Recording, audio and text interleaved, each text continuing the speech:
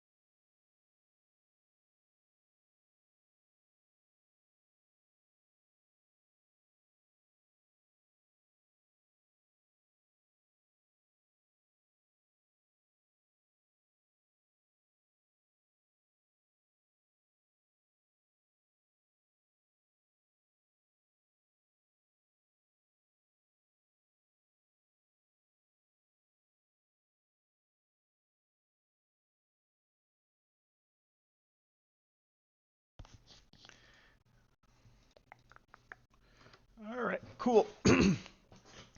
Let's get this started. So we'll be playing some Ivy versus FK against Dark-Thomy. Should be fun.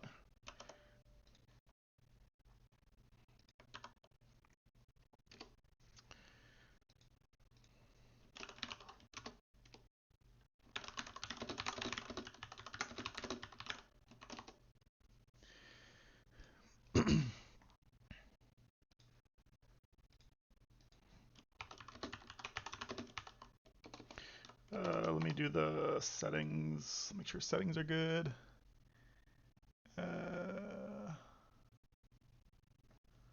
I'll dismiss attack animations.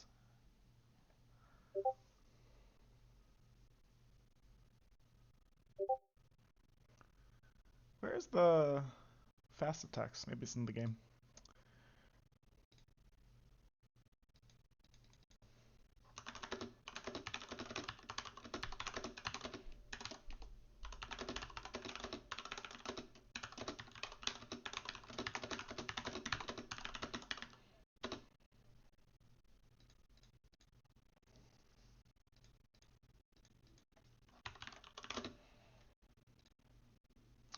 All right.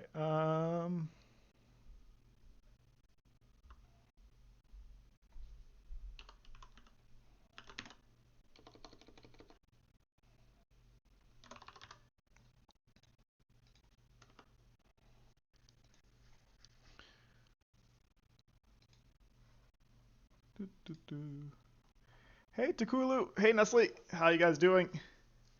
Yeah, it's the league matchup. You're currently juggling 3 live games at once. Uh, yeah, I'll go over my tourney picks afterwards.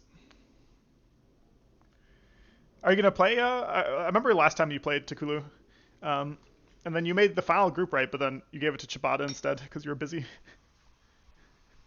1 second.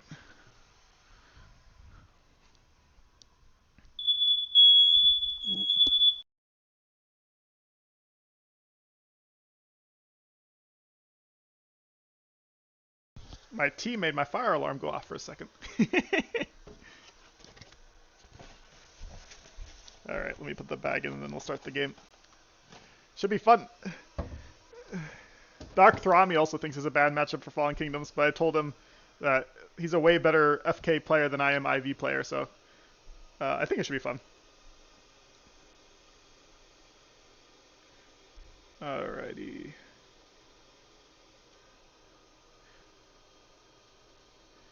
tea bag is inside. Cool. We can start now. Um, hey, Mangy Halfling. Yeah, I don't understand how Nestle does it either. Nestle and Jexic are amazing. But Nestle says he'd love to have like 20-minute games online.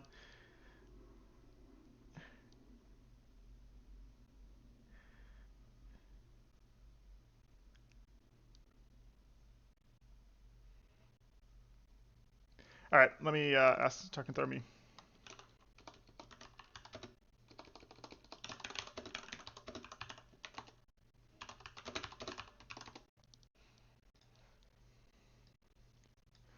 Let me make sure stream stuff looks good. Should I adjust the window or does it look good? I think it looks good. Maybe this is slightly better. Let's try this. Okay, we're gonna start. Should be fun. So I go first. I think this one's easier, right? The first turn. First turn is just double attack. Keep Roko safe. Try not to get blood summoned turn 1, something like that. I think this is it. And then Roko probably stays here, yeah. Especially with I wonder how many cards I discard this time. 1, 2, 3. Is it worth going up with Roko? A little bit risky, so I'm not going to do it. Roko up 1 would kind of make sense, but then I can't do any fighter stuff. Maybe Roko up 1 is good. Yeah, it gives me more options.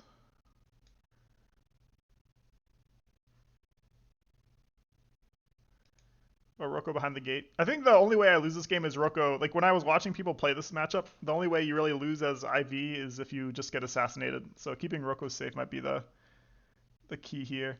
At the same time, I do want Roko to get into the fight. I think Roko here is fine. The BM back and forth, yeah, that's fine.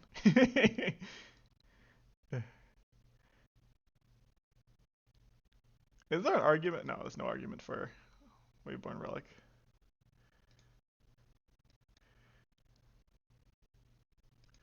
Okay. And this card. There's an argument for keeping that, to be honest. I think this card is not as good in this matchup as other ones. I think we always discard this one first, right? Something like this.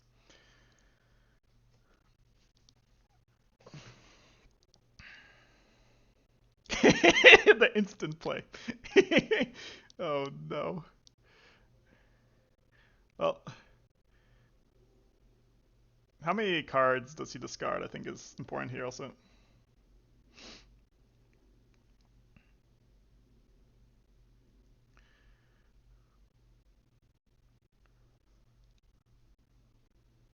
Ooh, gets the 2 for 2, nice.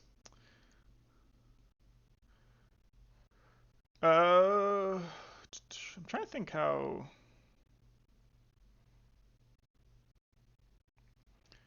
This would work. He discards 3 cards. He's up to 5, so no champion yet, but potentially some carriers in.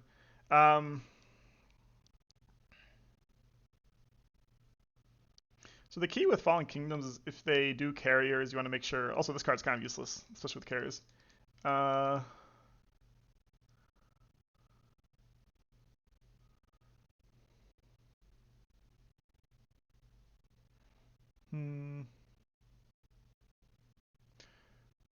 Cultist is kind of annoying. It's potentially just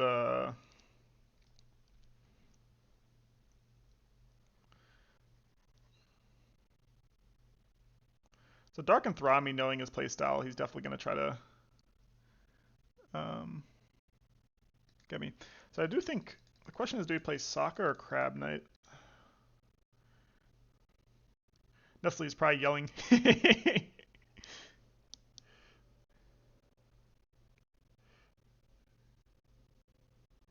Uh, can we do a cool Sokka play?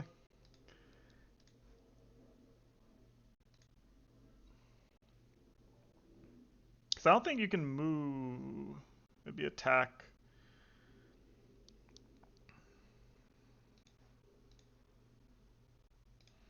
Hmm, a little bit risky, I think. I can potentially get 2 units. I don't have enough movements for this play. It's fine. Roko's in the back row. It should be fine, I think. Famous last words, right? Uh, wait, no, this is how to do it. Ooh, I see. No, so the play is this way. Yeah, this is the play.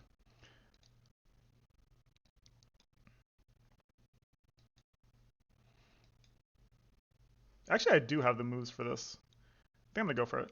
Just so, because this is actually, I do, because I also will have two, yeah, I like this better. Oh, fuck. Messed up the tie order.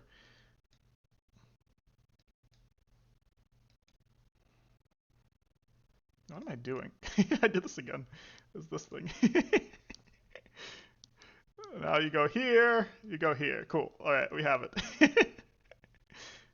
Wait, this is trash, isn't it? Because you don't get the 2 attacks. No, whatever. It's fine. This is also out of range, so it's fine. Not my finest. I could also go sideways, I guess. Sure.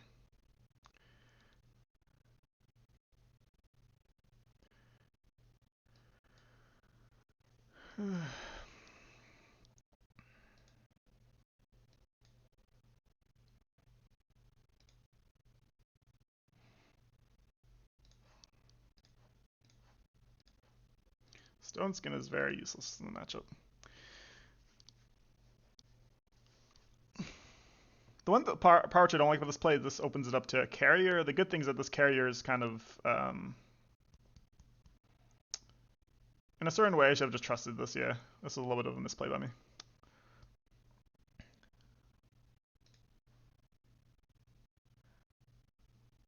I would be yelling, but I was asking for the last few minutes.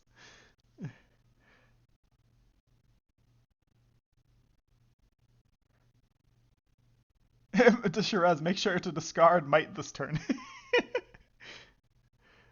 uh, no. Against Dark-Thomy, I can't keep the might. Like, the might has to stay.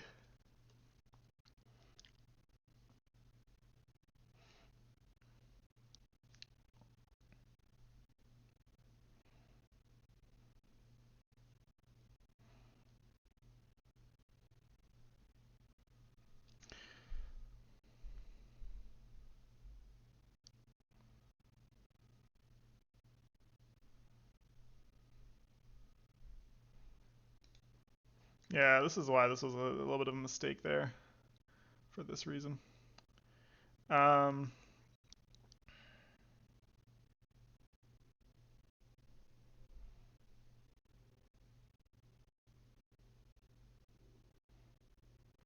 get a little bit lucky.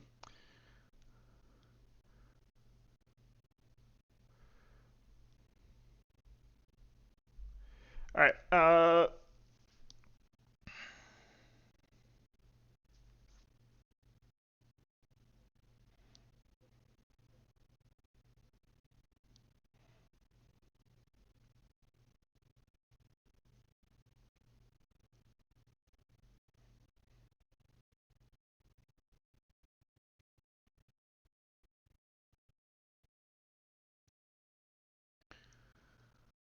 So I think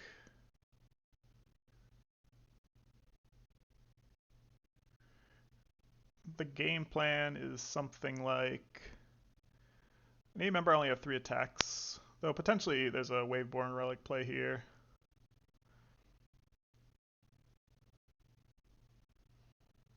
Can I clear the board with more than 3 attacks? I think so. So I want to shift positions with the Crab Knight and Roko, definitely. So Crab Knight here, Roko here. Um, I think Island Might's fine here just for tempo.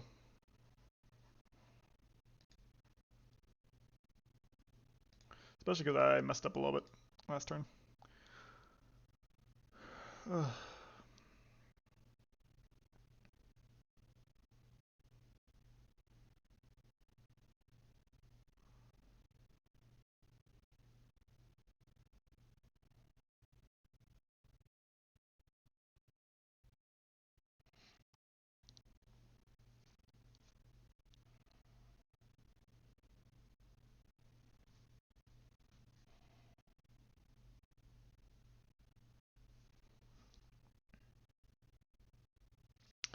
Ideally, I like the Crab Knight to attack also, but it is what it is. I think I have to shift position with the Crab Knight. So Crab Knight, oop.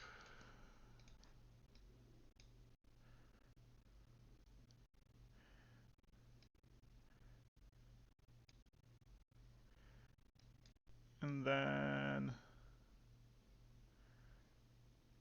I still have one move, so I can do something with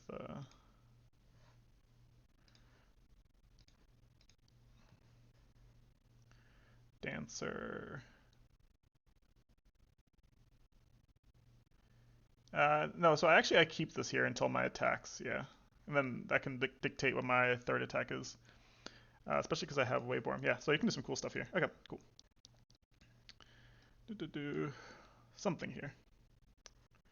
Move on.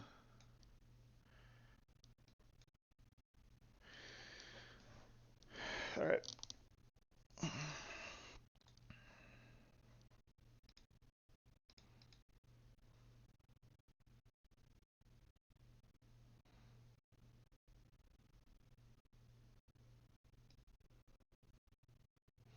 The question is, which one am I putting the... I think I put the relic on the crab net. Okay. Something like this.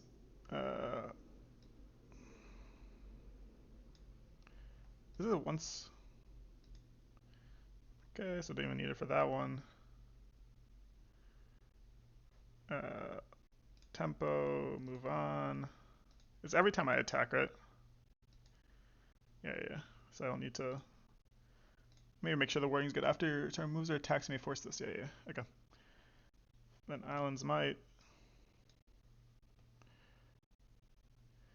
Alrighty. Um...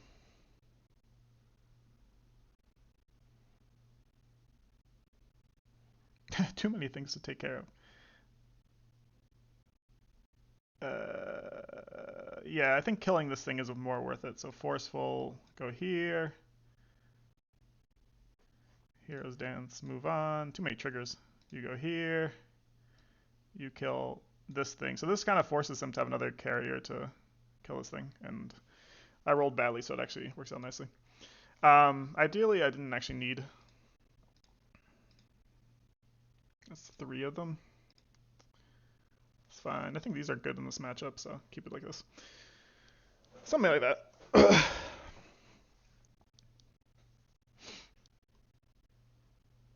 Something like that.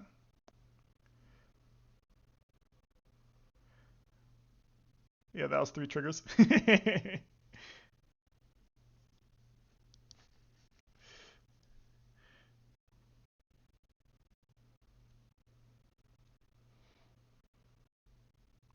I definitely could have played that better, but it is what it is. Dark-Thomy is playing so...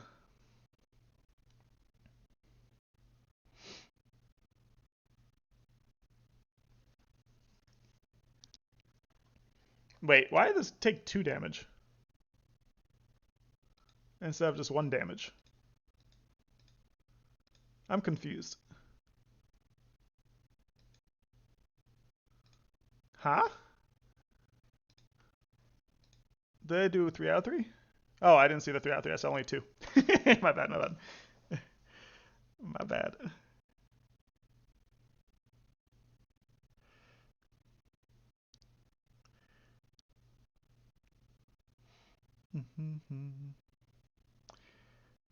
Alrighty. What we do here is um,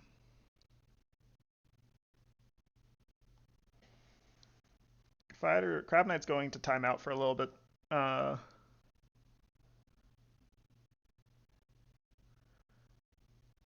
he has a lot of archers. I think blocking this forward gate spot's actually kind of decent.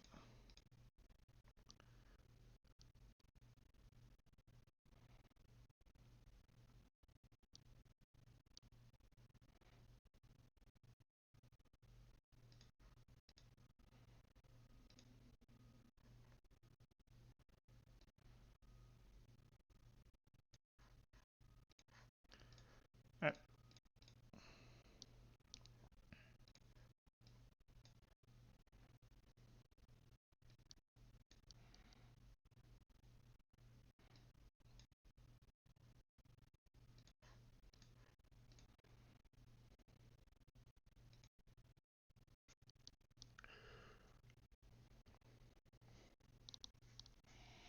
Argument for the gate up here, to be honest. But I know Nestle doesn't like that one.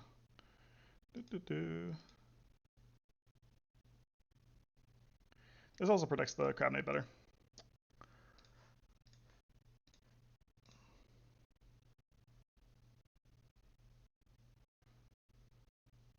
Alright. Let this continue.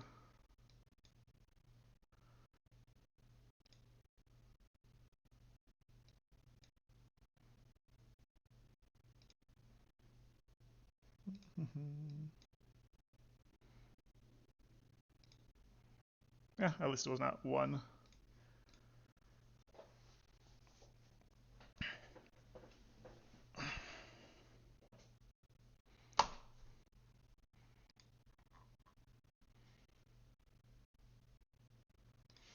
You don't like the A3 gate spot, right, Nessie?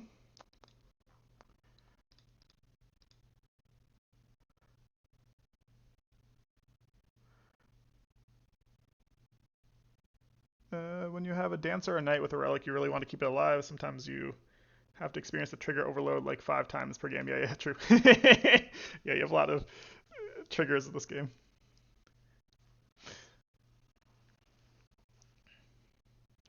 I was thinking about the gate here, but that also keeps the Crab Light a little bit more exposed. Though he would have to like use a blood summon or something.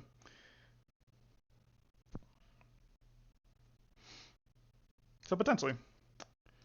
Alright, we get the first Pyre. Warrior.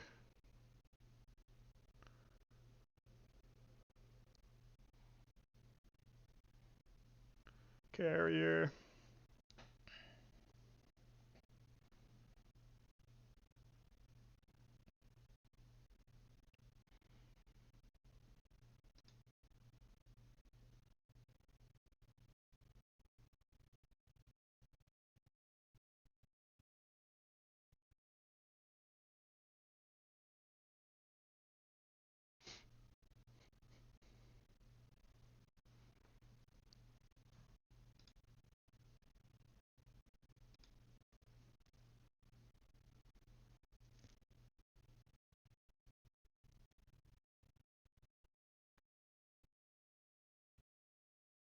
Oh, interesting. Ret Talus is getting in there. A little bit risky.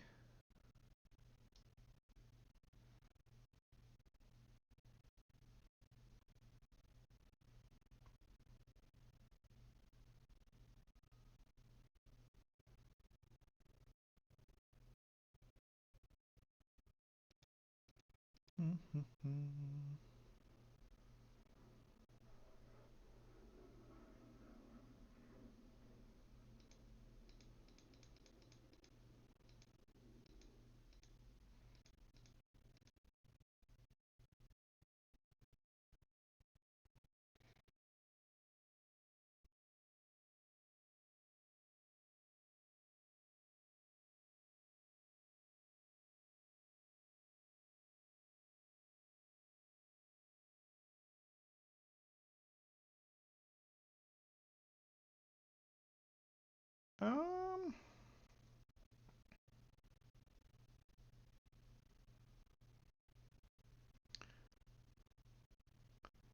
slightly concerning, but I think I was kind of hoping that the ranger goes 2 for 2 by doing this. We can do a plunge play, I guess.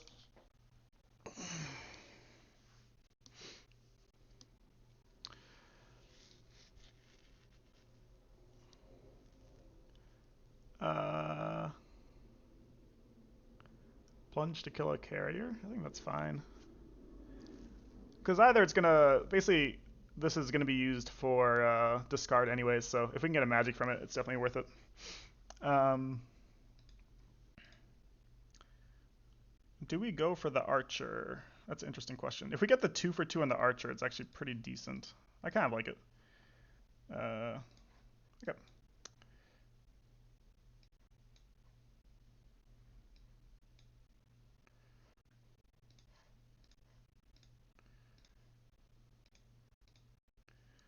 Alrighty.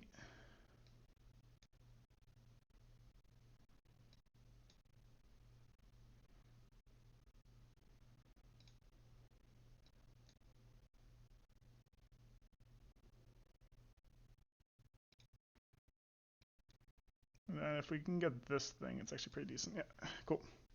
And Red Talus was anyways going to full. It doesn't matter too much here. I don't think I'm discarding anything. I guess I could discard you.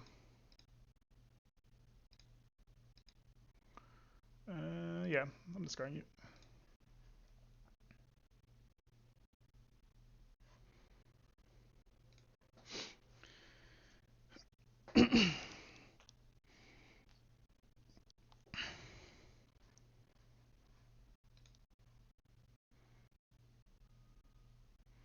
Yeah, Dark-Thomy knows how to play against the combos.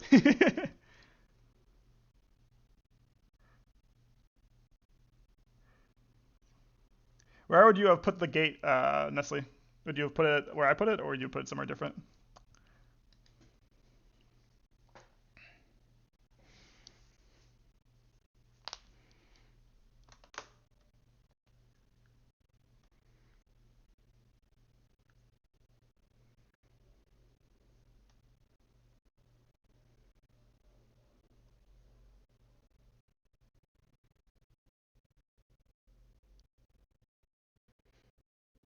I think one gate this game is definitely going towards magic. Um,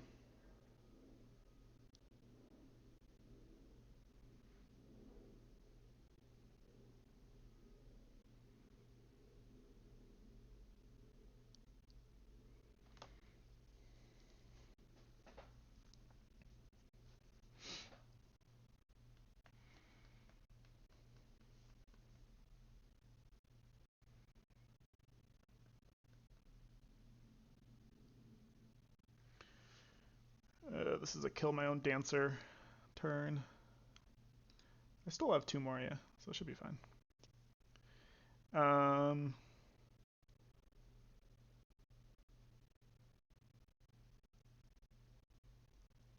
am I summoning a Crab Knight?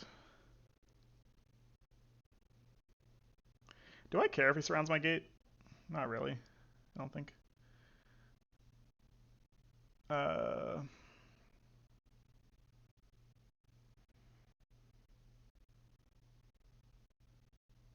hmm.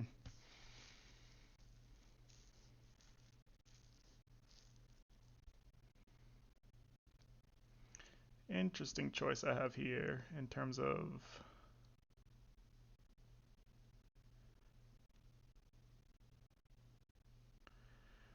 to Crab Knight or not to Crab Knight.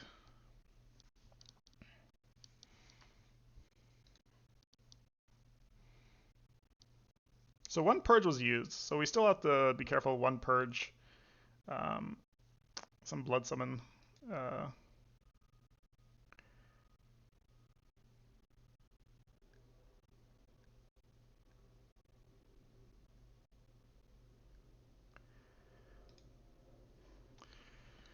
I think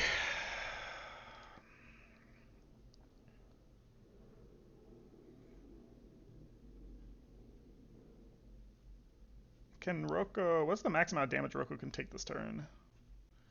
7/7 maybe. No.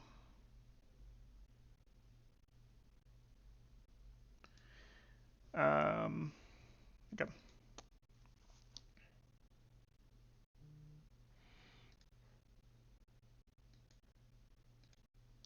Let's do the crab knight play. The problem is if it misses. You want guarantees on carriers in general. Hmm.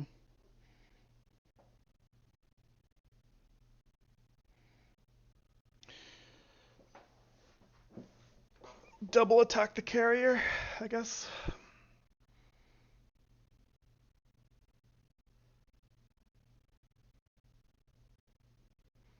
feel like I'm using a lot of magic though.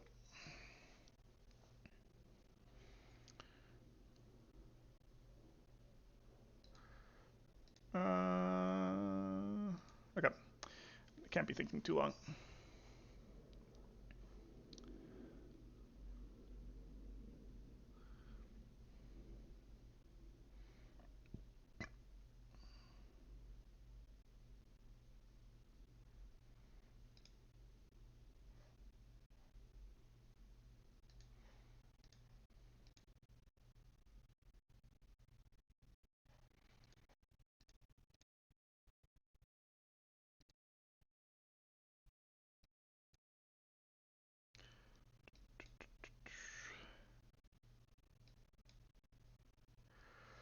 Something like this, maybe?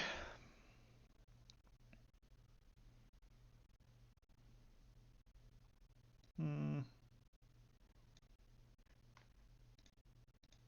Other option would be to push up, kill my dancer, hope for the no. I don't want to whiff on carriers. That's how you lose games.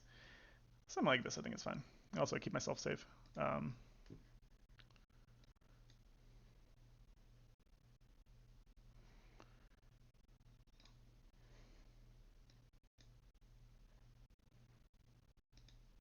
oh my god. Well, at least that one hit.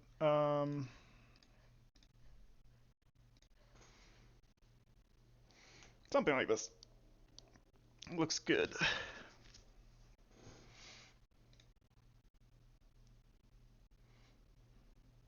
Hi there, Kaiser Bull. How you doing? Playing against Dark-Thomy. Let me get my tea.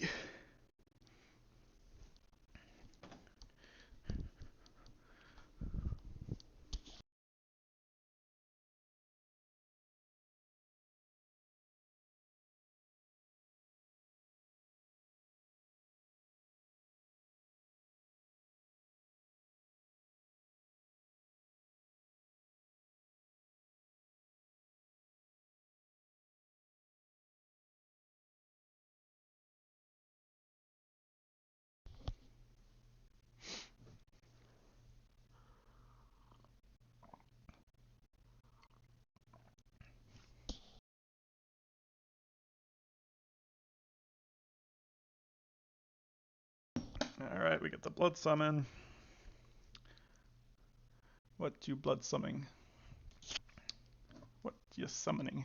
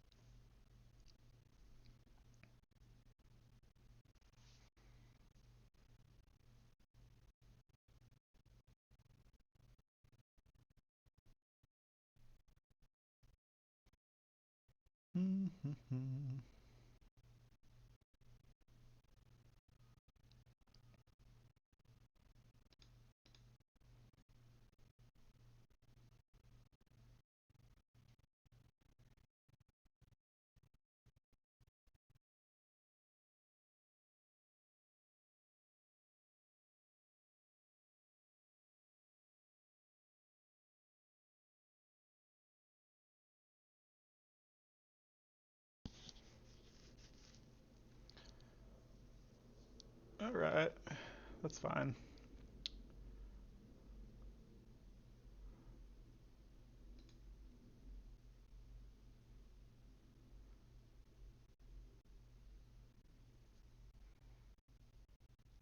Too bad we don't have a dancer. This would be an amazing dancer turn.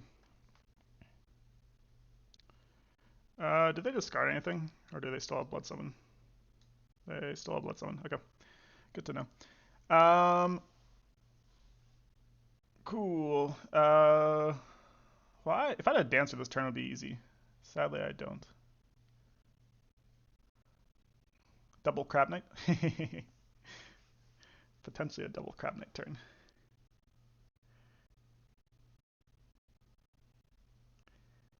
Uh,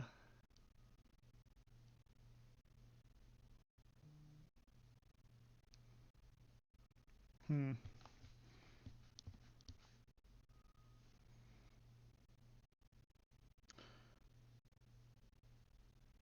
Can we get... So we want at least 2 magic for next time.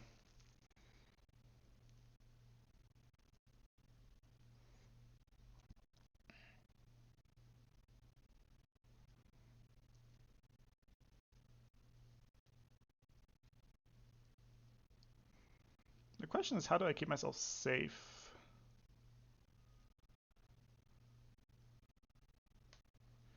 I think I'm double Crab Knighting here, to be honest.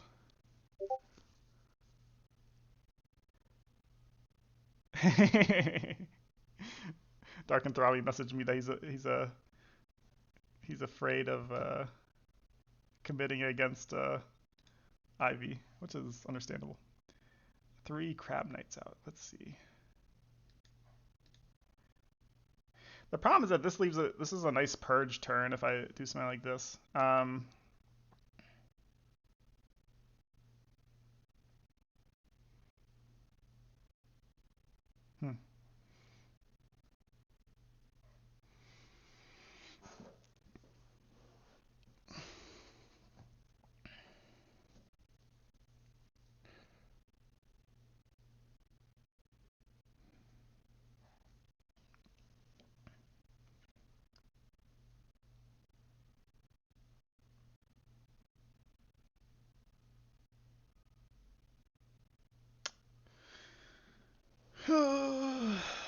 Is this a retreat angle? Probably I've been committing too much.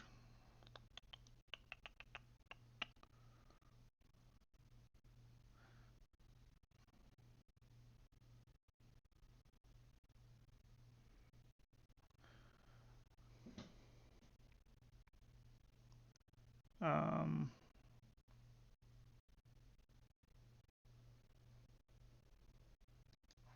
I think something like this makes sense.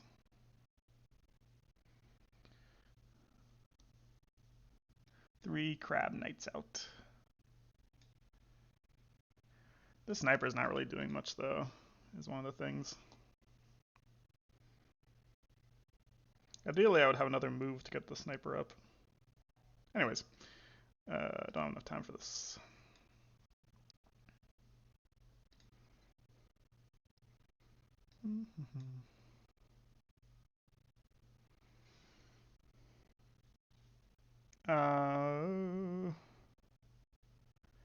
Do I want to attack the warrior? I don't think so.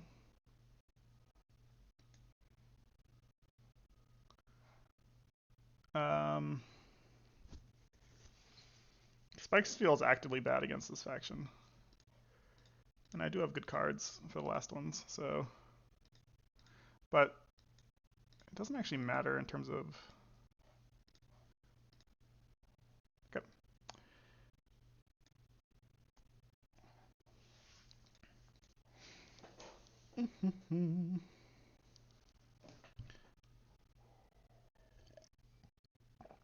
If we can get a purge, I think that's fine. Also, he only has 1 gate. Makes Blitzum a little bit hard. Mods! Where were my mods? Ban this man. Ban. Cool.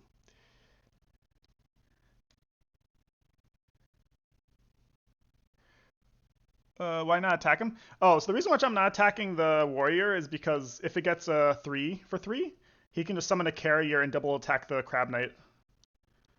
So I don't want to give him a free double attack on the crab knight. Potentially even converting the crab knight if he attacks from 3 sides.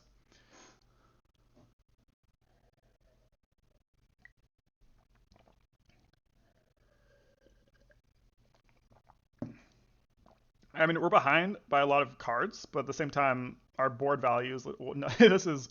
We have, what, a 10 board value on the board right now? 10 magic worth of cards.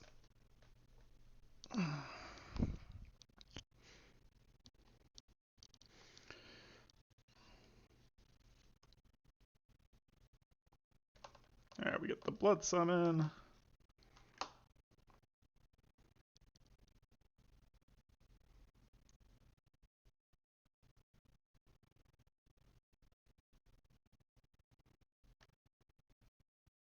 I don't think he has the pieces to do. Maybe he has a purge also.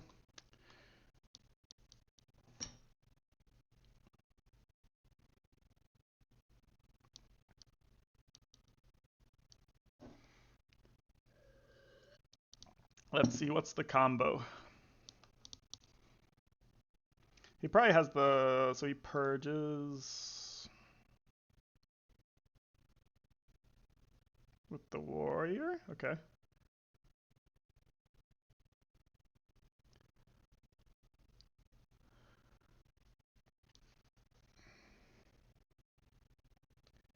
And then does he have the equipment?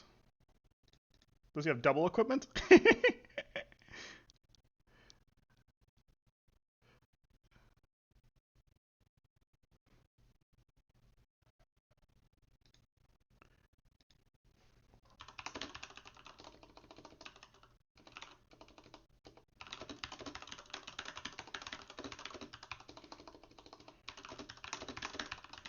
Mm-hmm.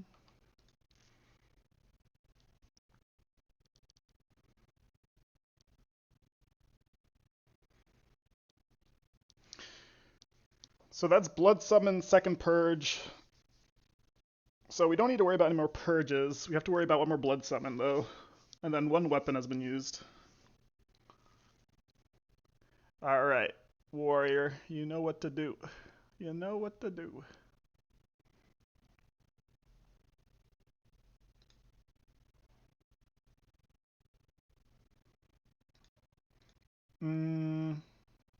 Yeah, max roll would be a kill. He would have to attack, Warrior dies, and then this would also have to max roll with the extra dice.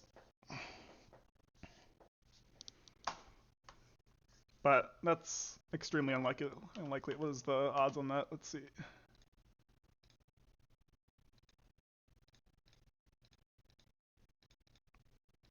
Most likely he does like 8 damage to me or something. 9 damage, yeah. Oh, it's actually not as unlikely as I thought. 13% is pretty high, actually.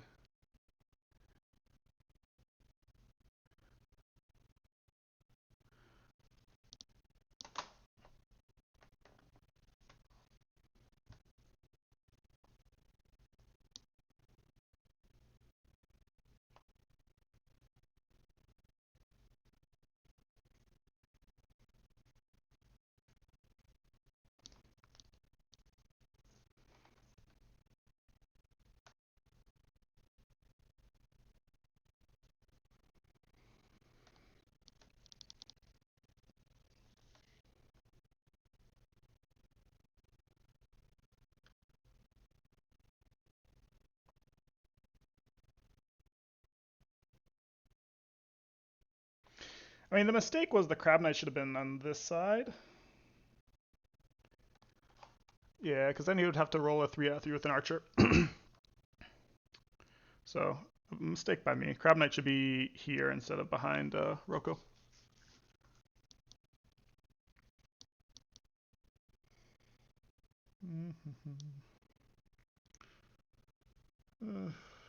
Okay. Roko down to 3. So I need to be mostly scared of a. I need to be mostly scared of a. Archer play.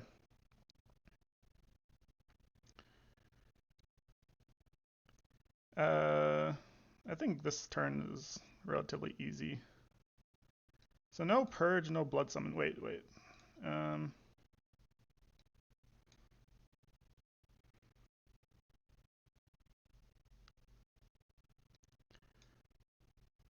just get my Crab Knights in there. Let's see. Blood Summon, Blood Summon, Blood Summon. Do I have to stack a gate here? Display? I think it has to be like this, right? Wait. Let's think. So where is this thing now? I guess I could plunge Roko. I don't think that's necessary. I mean, it's probably just Crab Knight Extravaganza, right?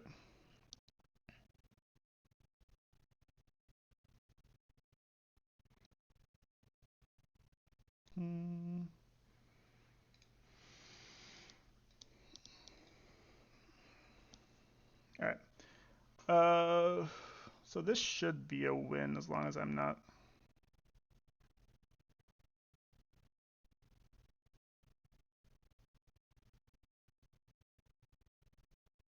Okay. What's the best way of keeping Roko alive here and also making my turn the best next turn? Hey, you know what it might be? Oh boy. Wait. Does he have enough damage? I'm trying to think. Oh, you know, I have to be a little bit careful of that one champion. Um,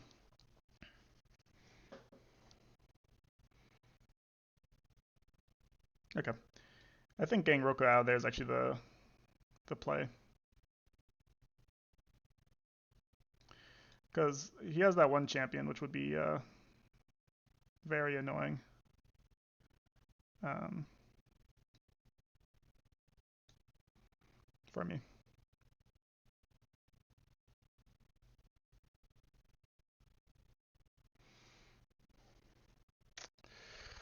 No, this is bad. Okay, let me take 30 seconds, and then I can go.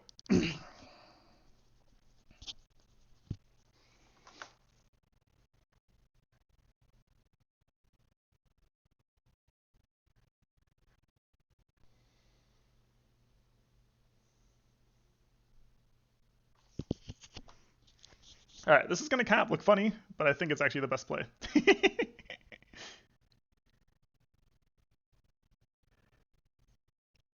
uh, wait, no.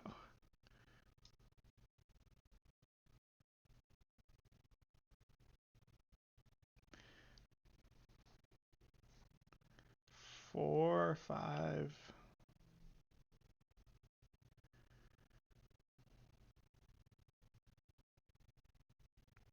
I guess I could just plunge away also.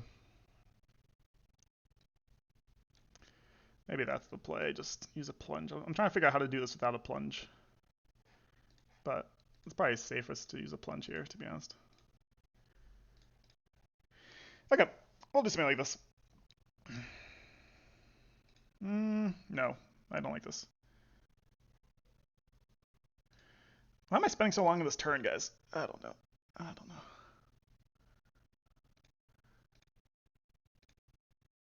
Uh,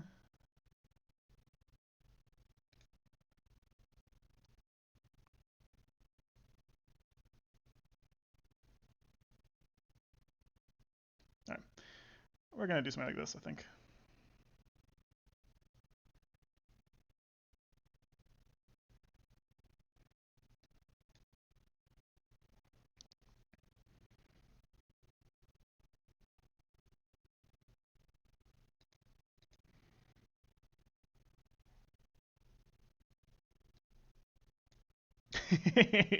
I'm spending way too much time on this turn.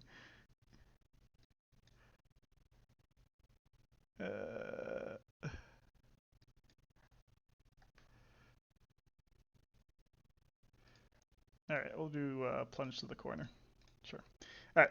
Way too long I took on that turn. Definitely not optimal, but it is what it is. Oh, I fucked up a little bit.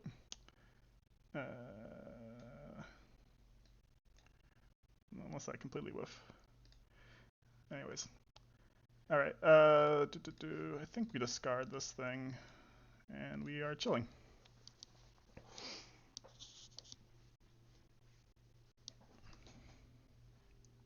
Definitely messed up that turn. Please don't flame.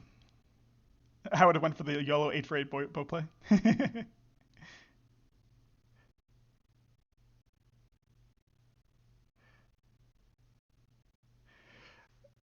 Yeah, there's a game which I played against one of my league games recently. It was actually the Ivy versus FK game where the guy went for an all-in and then didn't realize he actually hit all the dice, but he didn't realize that I had tough. So even with the all-in, I was still at 1 health.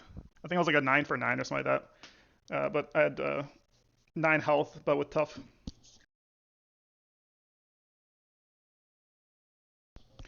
Yeah, that's what I was expecting. The Dragos. That's why I Rocco couldn't be here because I was afraid of the archer. Dragos is the only thing which can kill this crab knight in a turn.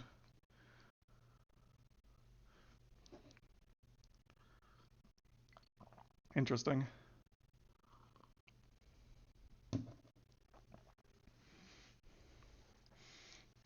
So what I was thinking earlier was keeping Rocco here or here. The issue is that with Dragos and an archer with equipment, he can potentially one-shot the crab knight, and then Rocco Moko could get hit by the archer, by a archer which has armaments, and then if it gets the 4 for 5, then I lose. It's a lot of luck, I'll say that. So we can actually see what the dice odds are for that. So it's 4 swords plus Dragos life drain. So to get the 5, it's actually a 50% chance. And then he'd have to hit the 4 for 5. So actually like a 25% chance-ish. So maybe not the worst odds for me, but yeah.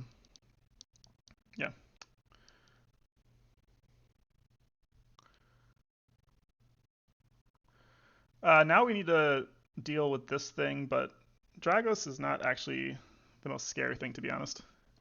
Just because it's limited in its movement. The thing which I'm most afraid of is the blood summon.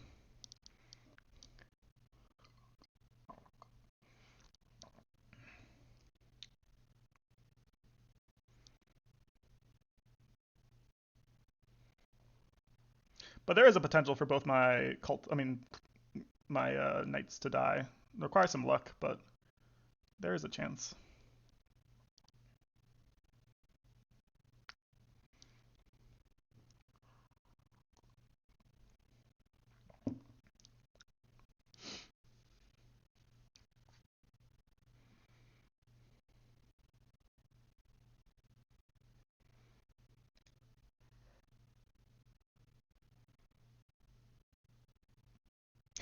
Your last game you won because of a 7 for 7 bow? Nice. Yeah, I feel like Edia, anytime I play Eternal Council, they're hitting 7 out of 8s, you know? Oh, interesting. Why is this, oh, to protect. Yeah, makes sense.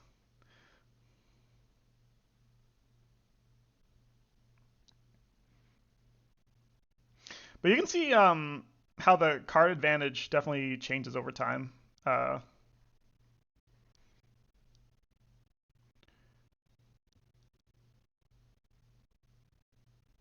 In this, what?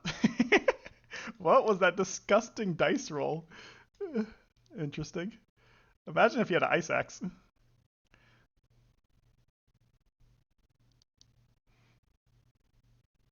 My God, these dice are not favoring me right now. I think we're still fine though.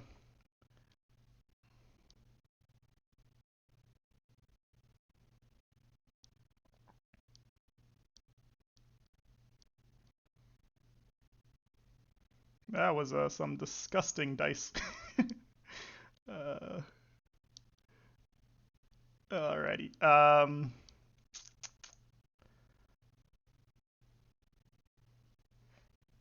So I'm thinking just some shenanigans, right? Life Drain doesn't actually heal. Yeah, no, it doesn't. I think this is just a Dancer turn. Get some damage on Dragonus. Chill a little bit. I forgot, does Blood Summon only work on commons? An undead or a cultist unit? Dragos is not undead, right? Yeah. Okay. We just do some fun stuff here. Is there an argument for Islands Might here? No, I don't think so. I don't think so. Yeah. No, tragic. Tragic.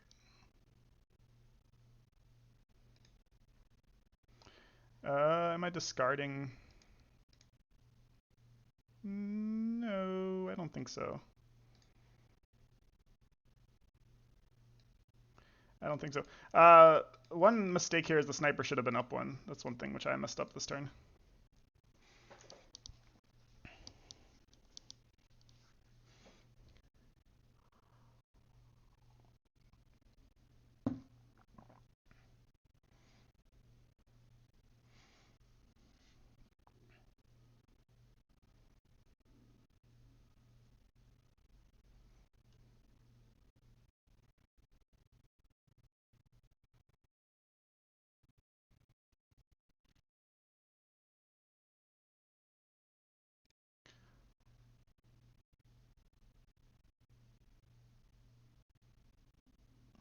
Unfortunately for you, it still matters, smiley face.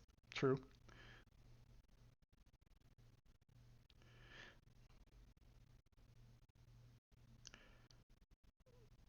Interesting. Uh, Card advantage means that they have 9 cards in their deck versus I have only 4 cards in my deck.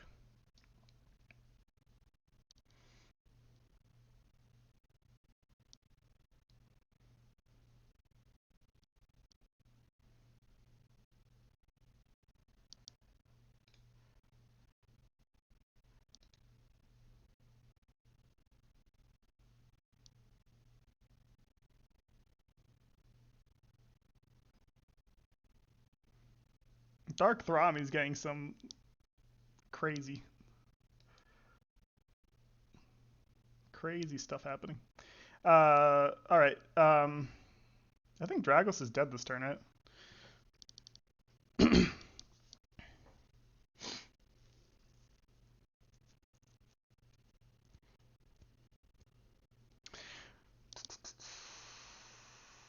Yeah, this was a mistake by him, I think.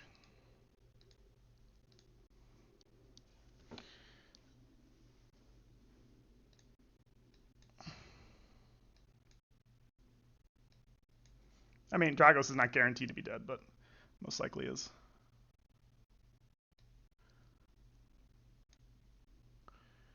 So it's attack here, attack. What are these dice? What is that?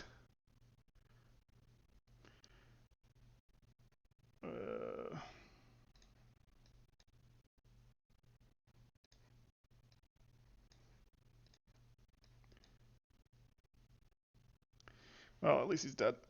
But should have been able to get the cultist also. Tragic. This is fine, yeah.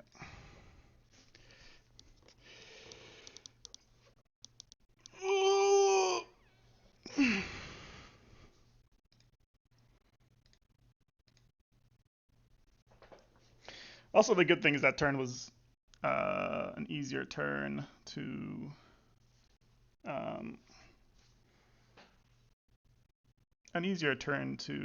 play.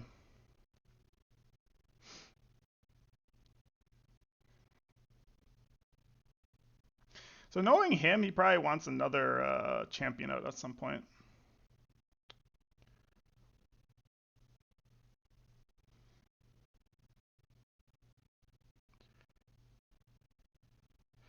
So one more Blood Summon, one more weapon we have to worry about. But I think we're doing okay.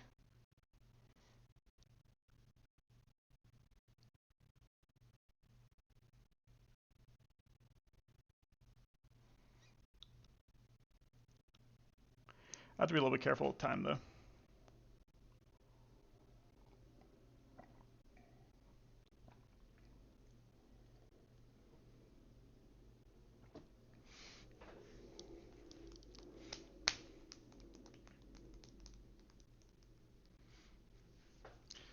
All right. While he's thinking, we can inspect, uh, do some game log stuff.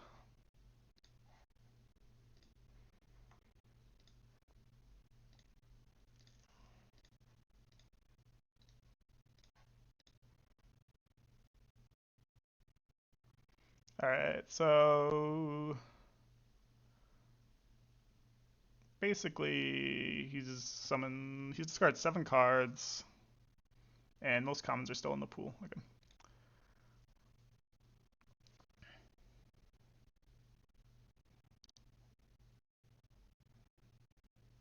Wait, how did he get this thing over here?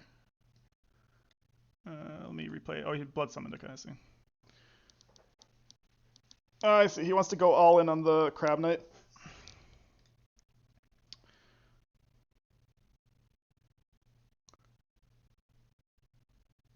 And then potentially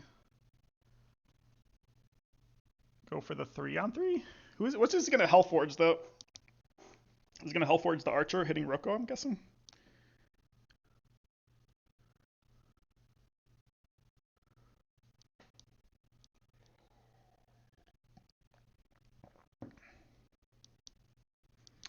So he needs to hit a 3 out of 5, and then he needs to hit. So basically, he needs to hit a 6 out of 10 total. Let's see, where are the odds here?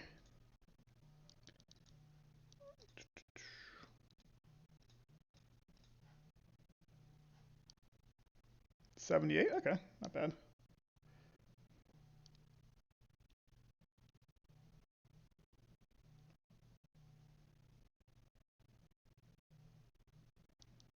I am happy to lose this way. Oh yeah, game log's really sick. Highly recommend. So this is the big one. Does he hit the... Oh, he whiffs. That is sad.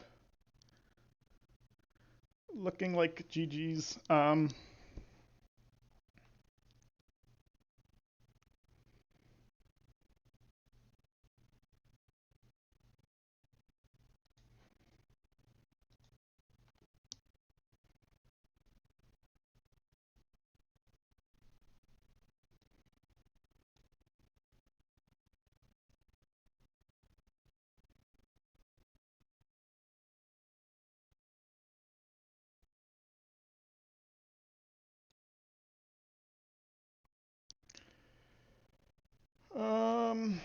hmm.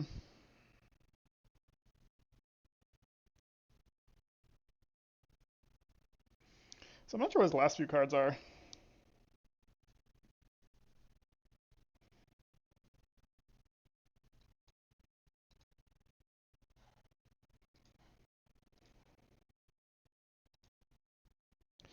Roko's still a little bit in danger, mattering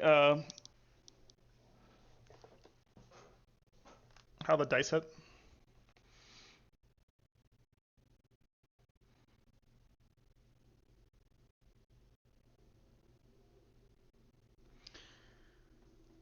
So basically, both these archers need to die.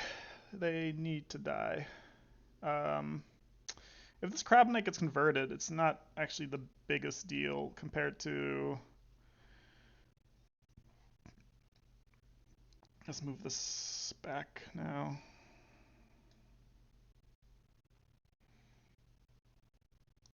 Yeah, if this Crab Knight gets converted, I need to make sure this archer dies, is basically the main thing. Do I need to? Eh.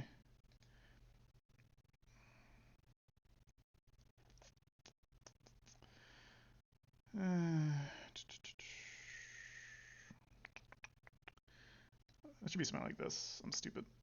This is definitely the play. Yeah, this is the play. Uh, Sniper up. Okay.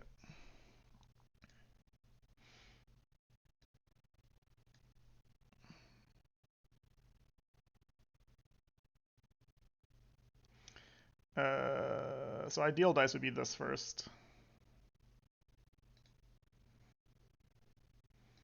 Then you. And you.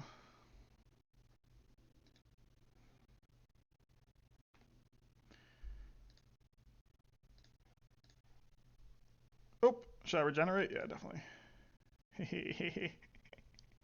No, I shouldn't probably regenerate. So I can summon this thing. But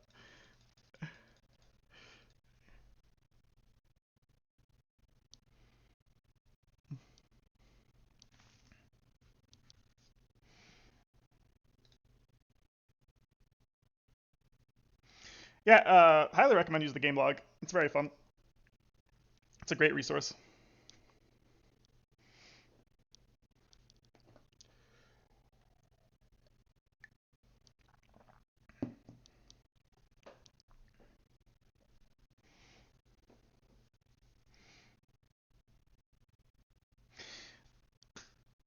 Healing Torgana was a mistake.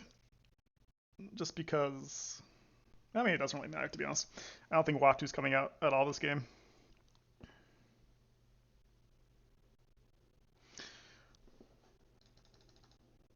Sniper here would be interesting. The problem is I was afraid of it getting double attacked and converted. So I think this makes more sense.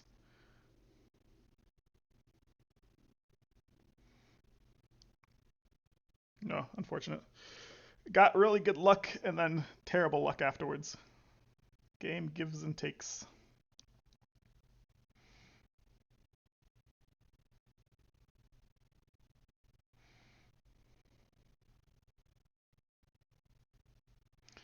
All right. Oop.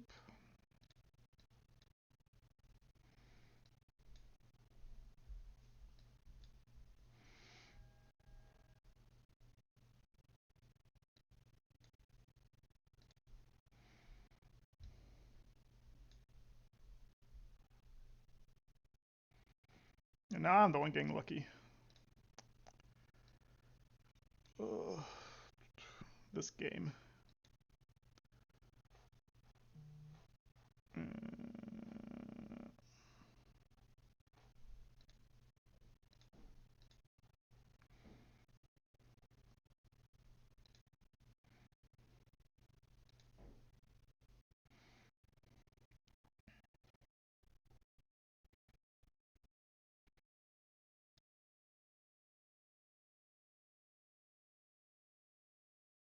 Nope.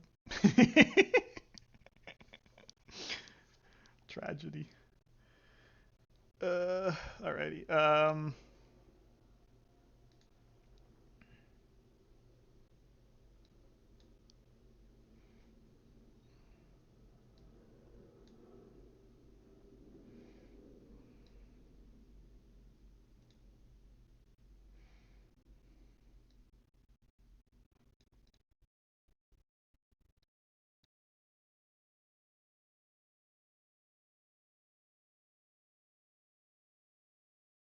The funny thing about this interaction is that I can always heal. Sure. I can always heal off. Um,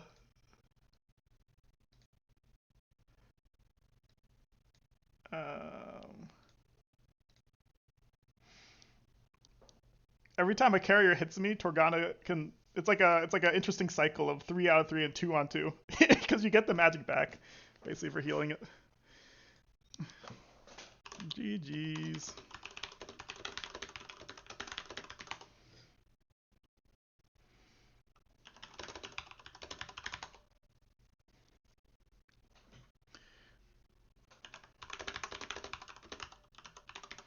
Alright, I got lucky at the end. Uh,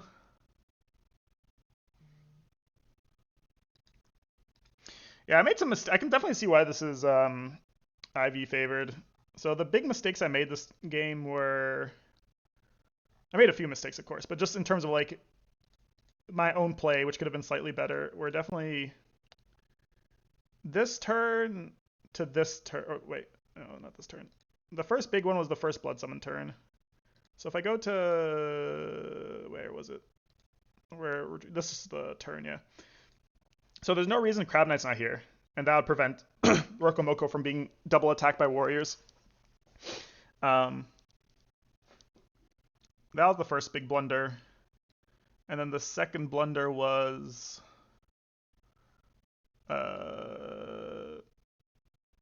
this turn where he had me. Could I have played this one better? Let's think. So this is the turn where Dragos. So Dragos here was exposed, but it was kind of a bait by him. How could I have played this better?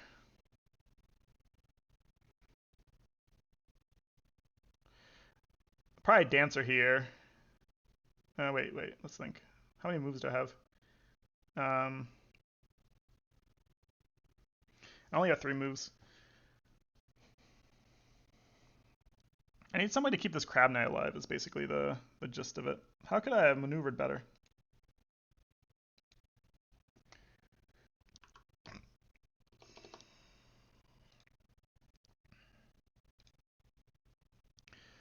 Should have postured, yeah, I think Dragos here would have been very annoying for me.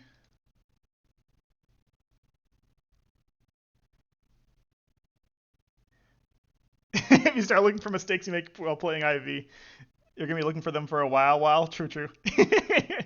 I messaged Dark-Thomy if he wants to get on Discord. That's.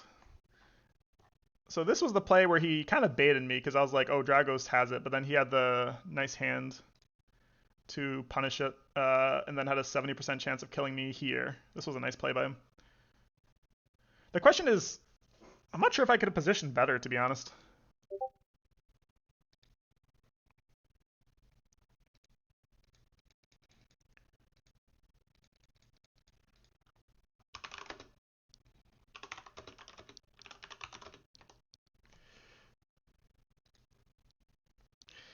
Uh,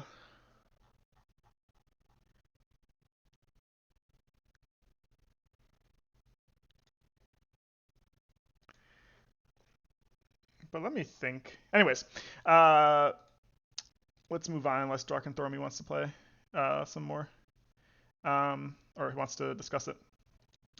I guess to Cooley, you're asking me which decks I'm bringing, and if anyone wants to share what decks they're going to bring also.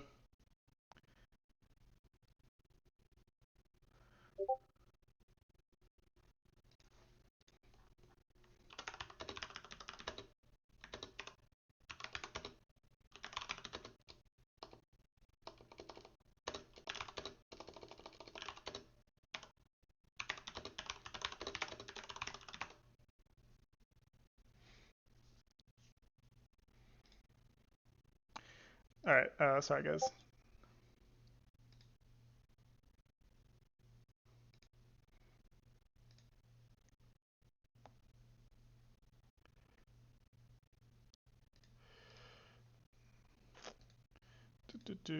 Alrighty.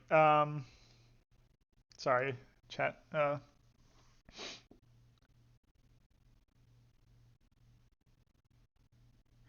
Yeah, I agree, Nestle. It's because they have so many options. It's really there's so many options. It's hard to know. I think playstyle wise, I was playing very much. They come to me, and they did a good job. I'm not convinced I would have. I think I might have lost on Econ if he had went that direction, but in a live league game, that's more less likely to happen. Um, to Kulu, so Beast, you're gonna bring SF, DR, SH, SC. That sounds like a fun combo. Lots of thinking though. Though I guess SF for you is at the point where you probably don't need to think too much. And then Mangy Halfling, sick name by the way. SO, EC, OD, and SF. Oh, I love the SF enjoyers. SF is so fun. Yeah, I think SF just need a slight buff because they're like probably one of the most complex factions in the game in terms of like thinking about your turns.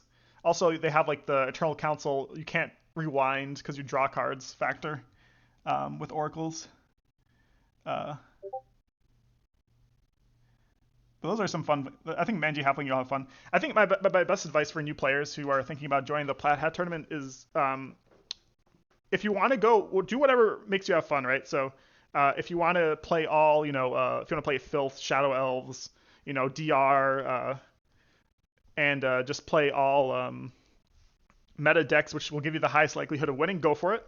Or just do what, I know Bean does this, I know Beast does this, I know the Turtle does this, Jexic also, and I'll probably do it this time. Just go for decks you enjoy, because look, it's going to be, most likely you will, there's a good chance you will make the second round, and if you make the second round of games, that's guaranteed 4 weeks of games. Um, and so 4 weeks of games is a lot, especially in tournament settings. So make sure it's decks you enjoy, win or lose, um, because you will lose some frustrating games. You will have some situations where, like for example, I've had situations and other people have situations where, someone doesn't finish their games and then you get eliminated because, if they had won their game, um, you would have went through, but if they lost their game, you wouldn't go through. So one, make sure you finish your games for respecting your other opponents in your group, even if you're sad. And two, just have fun with it. It's a long tournament, so might as well play decks you enjoy. 1 second, I'll be right back.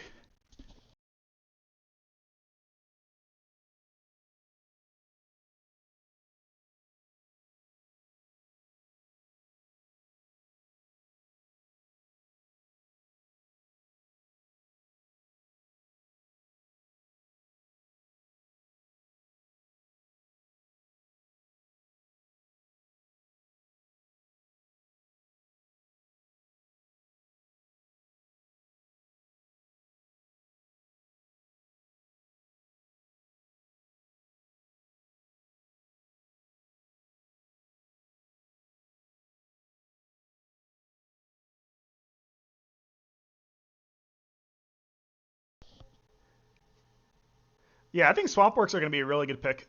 Swampworks, they also have made the finals a lot of times. I think Swampworks is also like a meta counter, right? They're probably the best matchup into Filth. Like they probably have a favorable matchup into Filth, so highly recommend. If you enjoy them, bring Swampworks. They're fun. Uh,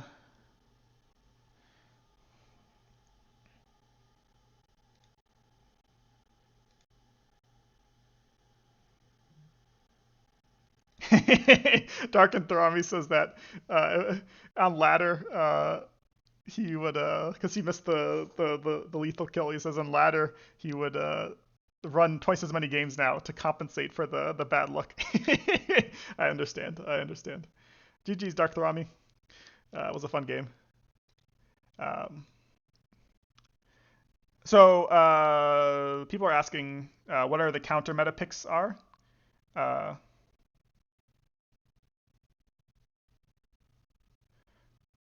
Uh, so Kaiser Bowl. I think people are talking about the Plat Hat tournament. So there's now a Plat Hat tournament. Uh, you have sign-ups until I think next weekend, and then the tournament starts. And for people whose this is their first Plat Hat tournament, the way it works is that every week you'll be set into different groups, mattering on the number of players. Um, this is taking a bit, but anyways, basically the way it works is that sign-ups end next Sunday. Um, And then Monday, you'll basically get 4 games from your group. It's split into people who have hit diamond already and people who have not hit diamond. That way, newer players don't have to face against, Nestle round one. Um, so basically, there'll be different groups, and usually the first group is very lenient in terms of I think the top half usually makes the next group. And then every week you'll basically so your group will be composed of I think 9 players. So you'll basically be playing 4 games a week. So your first group will last 2 weeks, and if you're in the top half, you will make it to the next round. The next round is usually a little more competitive, mattering on how many people sign up. It's usually either the top two, 1 to 3 make it to the next round. So sometimes it's one person makes it through, sometimes 2 people make it through. Um, 3. I think most of the time it's only two people out of the 9 make it to the next round afterwards. And then that goes into round 3. Round 3, there's only 2 groups. And then the top player from each group basically faces each other in the finals. Let me make sure that's how it still is, but I'm pretty sure they didn't change any rules for this. There will be a lot of tiebreaker stuff. Plaid hat. Let me see. Let me open this in another tab and then. They should have the tournament format on their website. Plaid. But we don't know how many people signed up until the tournament starts. But it's a great way, I think, for new players especially, to just see how people play different matchups. There'll be so much game data about different factions playing against each other. You'll see how a lot of different players. You can also see, there's sometimes upsets. There's sometimes, favorites. It's a great way to learn more and watch a lot of really nice Summoner Wars because all the games will be on the website. Under the competitive tab, you'll be able to view every single game played in the tournament. Tourney. So let's see what the format looks like. Here, let me go for you guys.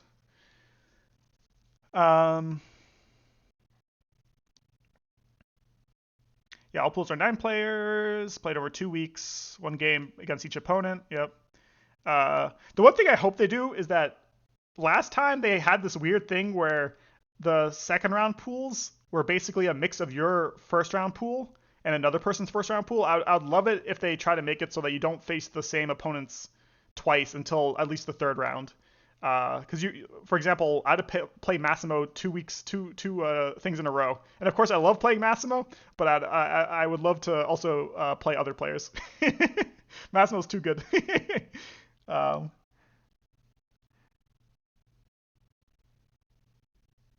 Yeah, and then there's a final. So it seems like it's going to be the same format as previously.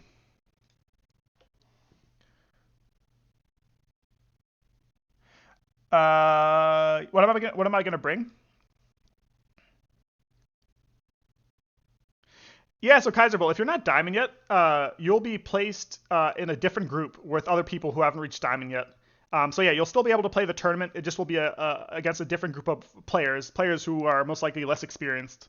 Though occasionally we do have some players who, I think the last 2 lower division or tournament Bs have been won by players who just don't play ranked, which is a little bit like more experienced players. So hopefully those players are not playing this time, and you'll be playing against other players who have never reached Diamond yet. So what I will bring, I think what I'm going to bring is a mix of decks.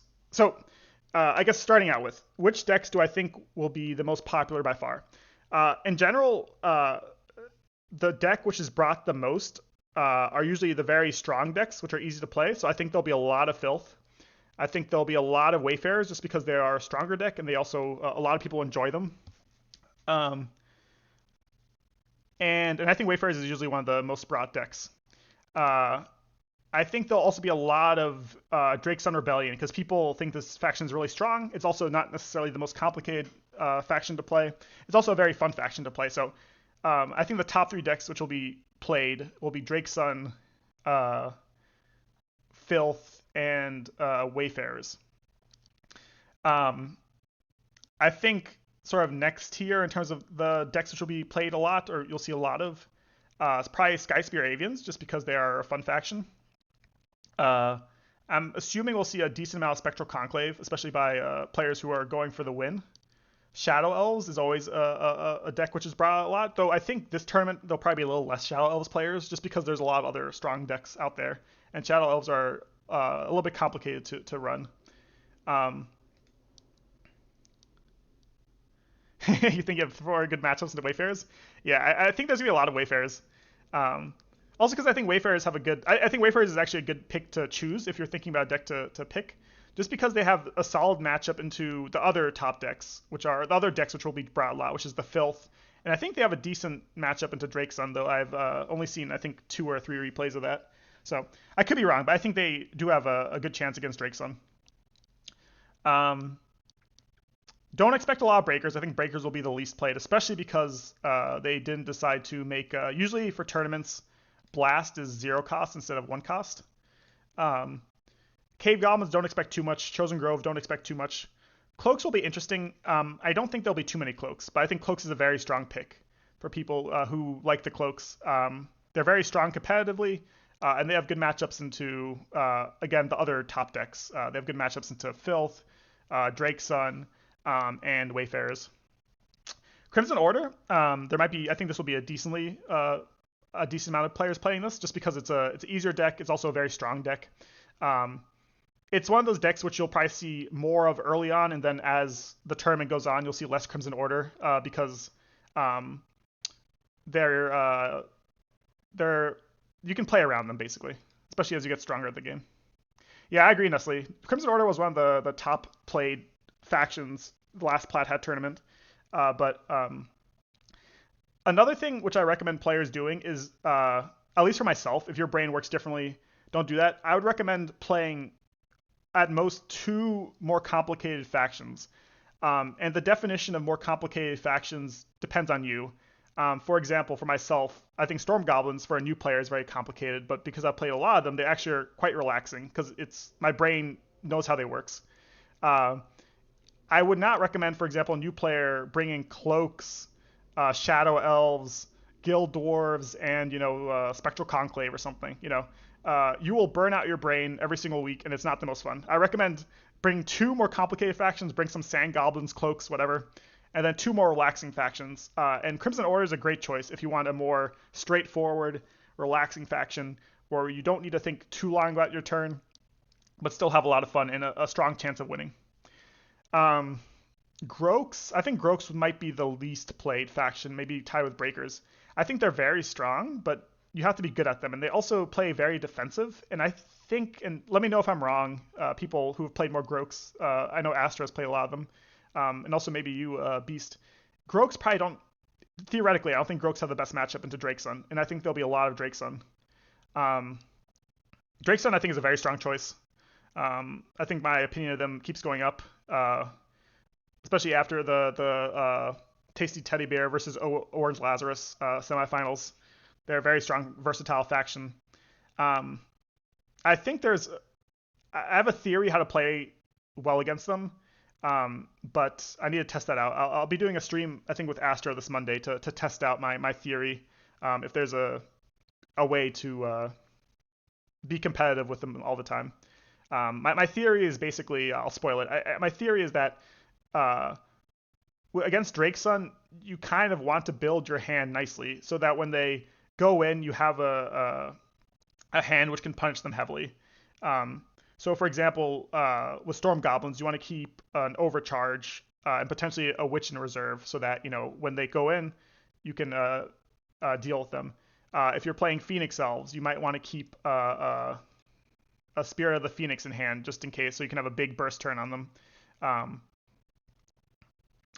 Savannah Elves is probably one of the better matchups into them. But anyways, that's my theory. But anyways, enough rambling about Drake's Son Rebellion. They're very strong. If you enjoy them and you like playing them, pick them. I think they'll probably be one of the most played factions in the tournament, if not the most played faction in the tournament. Yeah, I agree, Tukulu. You want to have magic ready, and you want to have a nice hand ready. Yeah, it'll be really cozy in the DG back row for sure. Yeah. I guess there's like a timer on them, right? That's an interesting matchup. It's probably very hand dependent, and also who goes first dependent. DG versus DR. It would be a fun. The good thing about DG though, one tool which you do have is you do have the protect, and the protect is really good against dragons. This mine wardens are amazing. So, and also you just win on the common exchange. So this could be interesting. Wither is probably really good in that matchup. Poison is probably really good in this matchup. Interesting. Deepwood Groaks is a faction I would think about bringing, but I just don't have enough reps on them. But potentially before next tournament, I want to try to get good enough at one of these more complicated factions and see if I can bring them. But I just don't have enough reps on Deepwood Groaks to uh, feel like bringing them. Eternal Council, I think there'll probably be a lower middle amount of people playing them. Um, I think they are very strong. At the same time, don't expect too many people to bring them. So I think if you bring them and you enjoy them, or sorry, if you enjoy them and want to play them, definitely bring them. I think they will do fine into almost everything. Very solid, strong faction.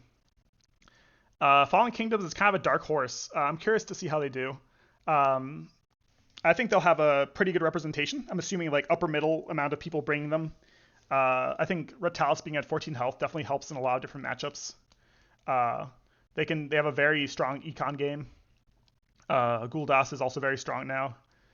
So expect a lot of Fallen Kingdoms, and I'm excited to see what they do. Very strong deck if you want to bring them. If you enjoy Fallen Kingdoms, definitely bring them. Um, yeah, Wardens. DR had a hard time against Bunker factions. Interesting. Yeah, CH Vanguards. Yeah, I think Vanguards is. I'll go into that later, but I think Vanguards is a hidden strong. It's going to be hidden strong this tournament because I do think they have good matchups into the stronger decks. Yeah, Chosen Groves, Manji Halfling. Chosen Groves is a very fun faction. They're also not as complicated as they seem they are. I highly recommend if you are looking for a more relaxed, but I think they do help with fundamentals a lot. And they do also have a high skill ceiling. Yeah, they have a pretty high skill ceiling to get good at them, like most Summoner Wars decks. But they're a very fun faction. They're my go-to faction if I want a more relaxed playstyle. Um, and Chosen Grove have a lot of good matchups into the top decks. They have a surprisingly good matchup into Shadow Elves and then also into Filth. The problem is that they have really bad matchups into Swamp Orcs and Savannah Elves. So uh, it matters which of these decks are going to be played. That said, if you enjoy, like I'm sure Shoots will bring Chosen Grove. Eden, if he decides to join, will pick the Chosen Grove. If you enjoy them, definitely pick them, and you can definitely go far. I think Shoots made the last group with them last time. That's a good point, Nestle. That's good. What I mean by factions which are easy to learn. Eden is super good at CH, doesn't understand Swamp Orcs at all. I think Swamp Orcs are one of the more complicated factions, though. I would say, like, for me, uh, easy to learn just means lack of variables, lack of flexibility. And with Nimid, you hardly need to think about your positioning outside of uproots, though you do have to think differently in terms of gate positioning, in terms of formations, etc. So there is a lot of complexity in this deck also. So yeah, Fallen Kingdom strong. Fungal Dwarves, if you enjoy them, bring them. Otherwise, this is probably one of the historically and probably currently weakest decks to play. They can be very strong. It's one of those things where very top tier players do very well with them. So very high skill ceiling. The issue is that a lot of the most recent releases are just very strong into Fungal Dwarves. So if you enjoy them, bring them. But if you're new or don't know what to bring, I don't recommend Fungal Dwarves. They're a more complicated faction, which is also has a lot of bad matchups. Guild Dwarves is my secret dark horse, I think, over Fallen Kingdoms. I think Guild Dwarves, because only specialists will bring them, will do very well.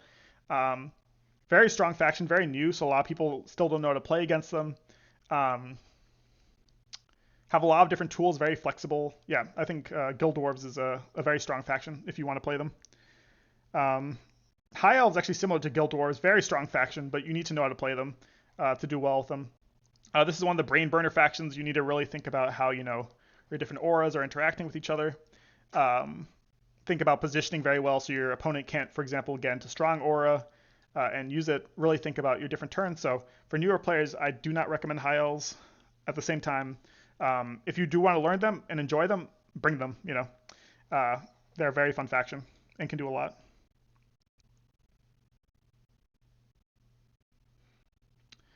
FD weak. FD are very cool. Yeah.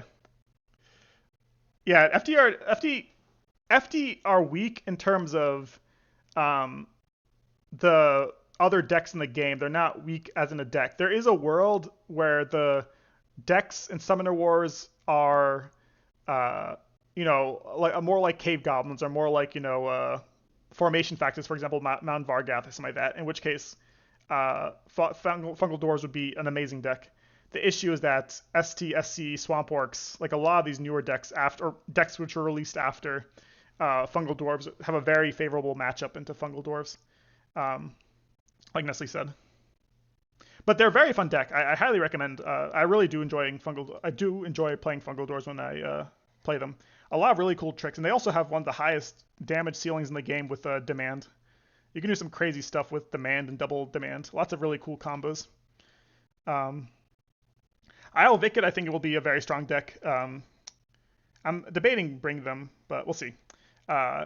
Very strong deck. They have really good matchups into all the top tier decks except for, I think Nestle said, Spectral Conclave. But overall, lots of different tricks. They can play more econ. They can play more versatile. They're one of the more complicated factions in terms of like easy to start out, but then once you get really into the nitty gritty, a lot of different. Your turn can be structured in so many different ways. Let's say it that way. You have almost every single mechanic in the game. You have push mechanics. You have 3 movement with Swift. You have some crazy damage with Watu. Plunge is an absurd card. I've seen some crazy plunge plays by Eden and Exile. Yeah, just really all-around solid deck. You've been leading the Ivies into SC's 50-50 recently? Oh, cool. Oh, nice, nice. Yeah, SC Ivies is interesting. They came out at the same time. I'm curious. Yeah, I'm curious to watch some games, I guess, from you guys. But very fun deck. If you like them, recommend them. Mount Vargath, amazing deck. I know Exile will most likely bring them. One of the decks which actually won in the finals last time. Davud's Mount Vargath beat Vexer's Cloaks in the finals. Very solid deck. Highly recommend it for people who enjoy playing Mount Vargas. I'm assuming this will be one of the top played decks also, just because they are very solid. A lot of people like them. They have various different strategies. Yeah, very fun deck. OD. OD is a great deck. If you enjoy playing OD, you can bring them, definitely. They are, as people who are OD players know, a very... you are rolling the dice, let's say it that way. This is the definition of rolling the dice. And if you like rolling the dice, then you will enjoy bringing this deck. Just know that sometimes you'll lose just because of dice, no matter how hard you try. But you'll at least have a lot of fun doing it. And at least, like, OD is the deck where even if you lose, I'm still happy because I'm like, well, I went for that one play, which, if the dice hit, I'd have exploded the summoner, but sadly didn't. So yeah, OD, fun deck. Don't expect the highest win rate with it overall, but it will be, I think it'll be like a medium picked faction and just a lot of fun. And some people will do very well with it. Yeah, I agree, Manji Halfling. OD is just fun, Like, OD is fun because you can't take it too seriously just because of how crazy the turns are. You can do some nuts things. Oh yeah, I'll check out your Liveleague game against Dead Suns. I'll check that one out. That sounds fun. Phoenix All is a very solid deck. Yeah, I think probably won't see. Like, I think this will be one of the latter half played decks, not as much as Fungal Dwarves, but definitely, I think a few people will bring them. I think this is a great choice if you want a more relaxing deck. Highly recommend playing around with Fire Drake. Fire Drake's a very fun card to deal with. After playing Liveleague with them, I think they'll be very solid, to be honest. I've seen them do well into very good top tier decks, Shadow Elves, Filth. The main disadvantage of this deck is just that Maldara has 9 health, so the least health in the game. But outside of that, just very solid deck, has lots of different tools. Yeah, I think I underrated it before. It does have a very bad matchup into Storm Goblins, but I don't expect too many Storm Goblins players. Polar Dwarves, if you enjoy them, pick them, but I think this will be one of the least played decks and also one of the least win rates, unless you're already an expert at them. But if you enjoy them, definitely pick them. Very strong deck, very nice thematics. You can do some crazy things with with Ice Ram, and also if you do it the Chibata way, just have a bunch of Ice Smiths, boosted Ice Smiths, and just snipe out your opponent with a bear at some point, or some Ice Golem, triple Ice Axe, Glacial Shift turn. Some fun ways of playing Polar Doors, but yeah, I don't think they'll have that much representation. Yeah, I agree, Nestle. Polar Doors are fun. Um, I just think not enough people play them. I do think this faction is stronger than a lot of people because a lot of people have had them like in D tier in terms of factions. I don't think they're that low, but they're very strong. I mean, you have to definitely play them to get good at them. It requires some reps. Sand Goblins. I usually bring Sand Goblins. Very strong faction. Can beat almost every faction in the game. Very few bad matchups. One of the trickier matchups is to Fallen Kingdoms, which is going to have a lot more people. But at the same time, they have the tools to beat almost every deck in the game. Very fun deck, very strong deck. You can play them aggressively, non-aggressively, have lots of different tools. One of my favorite decks in the game. Yeah, great deck. Highly recommend. Savannah Elves. I think Chibata's already talked about them enough. I think this is going to be one of the middle to top picked factions. This is probably one of the most well-rounded factions in the game currently. Can beat any single deck, has multiple different tools to play either aggro or defensively. Counters a lot of matchups, and at worst has like 50-50 matchups, so very strong deck. Similar to Shadow Elves, I think Shadow Elves are a little bit more complicated to run, but at the same time, one of the top decks in the game, has won multiple different tournaments, both Savannah Elves and Shadow Elves. You can't go wrong picking these two. Just remember that Shadow Elves are a harder faction to deal with, but if you enjoy them, pick them.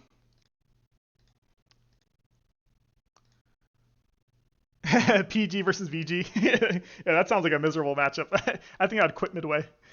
Or sorry, PD. Yeah, it just sounds like a miserable.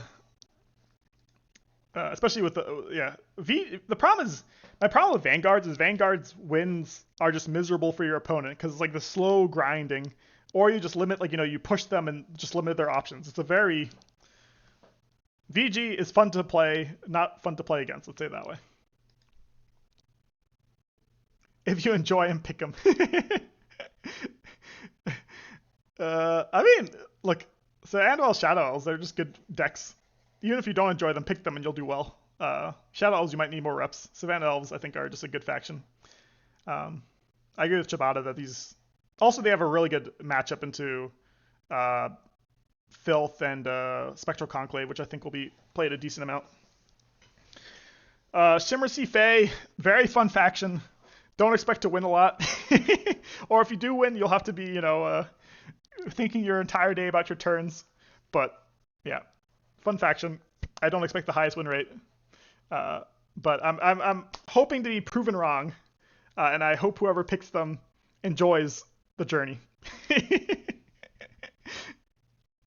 Skyspear Avians, I think they'll be a decent amount. This will probably be middle to upper tier played. Very similar to Mount Vargath. I think they're very similar to each other, even though they have different styles. They're both like 50-50 decks, very solid. Won the last turtle, Davood, another deck Davood used last time to win the championship. Very fun champions, very good commons, Sentinel, Stewart. Formation heavy can also go for Assassination, Sky Salt. Very much recommend this deck for people who want to play. Yeah, the birds are just like a very solid. Doesn't really have. It does have some matchups, but in general, just has chances against every single deck. Like none of the matchups are worse than like 55%, 58% maybe. SF is single-handedly the reason why I dropped from 15 to 120. Super fun and addicting to play, but it feels so hard sometimes. Yep. So Shimmer Sea Fae, if you pick them, try to enjoy them. No, Kaiser. Like a Mangy Halfling says, you will have fun. You will have fun. Yeah, I say it does have a good matchup into Filth. Shimmer Sea Fae, you will have fun, just don't expect to win much. Treat it similar to Balzahar. The other thing is that Shimmer Sea Fae is one of the more complicated decks. So expect to come up with some crazy turns and have some crazy wins.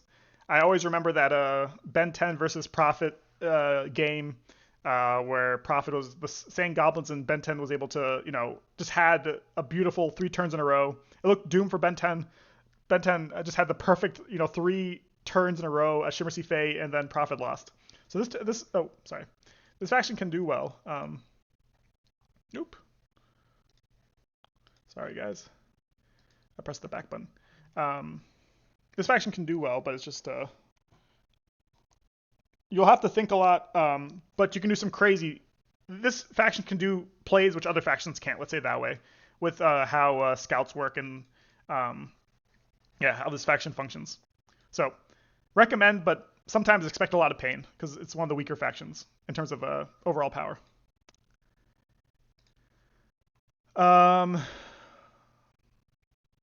Spectral Conclave, I expect a decent amount. Very strong deck. I think this deck is it's split within the community, whether this is S tier or A tier deck. Just the depart mechanic is amazing. It also has one of the best abilities in the game on their Fox, which is Lesser Fent. Basically, after you attack, you can force it to space, so you can basically do some crazy, attack a unit, block a gate spot, or attack a unit, especially if it's a melee unit, force it to have to depart the Fox. So one of the stronger factions in the game. I assume we'll see a lot of this. If you enjoy them, definitely play them. I think they'll be very strong. And I expect to see a decent amount of Spectral Conclave. I'm assuming it'll be like one of the middle play decks, if I had to guess. Storm Goblins, one of my favorite factions to play. They are one of the strongest and weakest decks in the game, mattering who you're playing against. They have a very, very hard matchup into Wayfarers and Tundra Orcs. I'm going to be testing on Monday against Astro's Drakesun to see how that matchup goes, because I could see it being very hard for Storm Goblins, but also Pyre only has 10 health, and the commons are very weak, so I could also see it being more 50-50, mattering on a card draw and a turn order. But we'll see on Monday, I guess, how that matchup goes.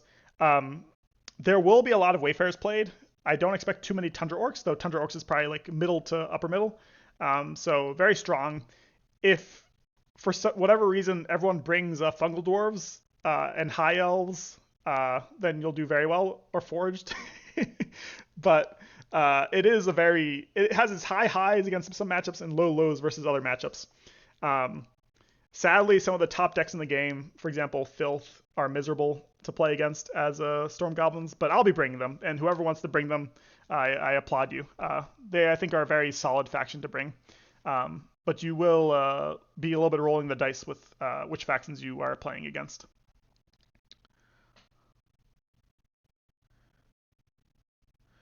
I'll say with a few few games I fought against against the Ghosts, you can see why Shibata calls them C tier. Okay, interesting. I have to watch your games, Nestle. ST is the reason that you picked up this game. Love the art style and feels. Yeah, no, I agree. ST is, I think, one of the harder factions to play, though.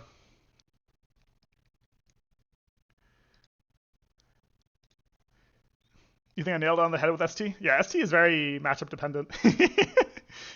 It really matters what you're playing against.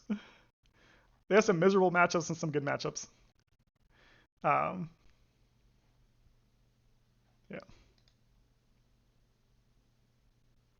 Yep. ST is a lot of fun, I think, to play. Swamp Orcs, I think this will be one of the best decks to bring. The only caveat is they do have a weaker matchup into Wayfarers. It's probably one of their worst matchups. But outside of that, I think they don't really have any terrible matchups. I think against Cave Goblins, it's not the best. But outside of Cave Goblins and Wayfarers, I think Swamp Orcs do relatively well. The cool thing is also they have really good matchups into the other top decks. They do really well into Filth. They do decently into Savannah Elves. It's kind of 50-50. Shadow Elves is a tricky one, but still, I think not. It's still like close enough to even. That's fine. Spectral Conclave, they have a good matchup into. Yeah, you can't go wrong with Swamp Orcs. I think they're very strong. And they've made and won the finals a few times also.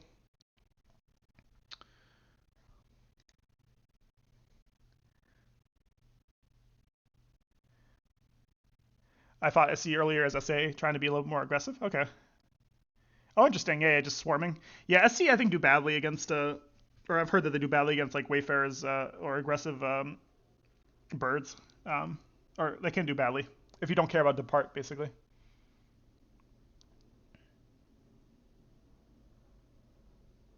Mm. You just like the filth matchup. Kaiser, if you are interested, there's actually a best of three of this matchup played in the last tournament of champions, where Aaron, one of the best Swampworks players, played it against Aster, one of the best filth players. So if you go to SW Zone, and you go to where are you?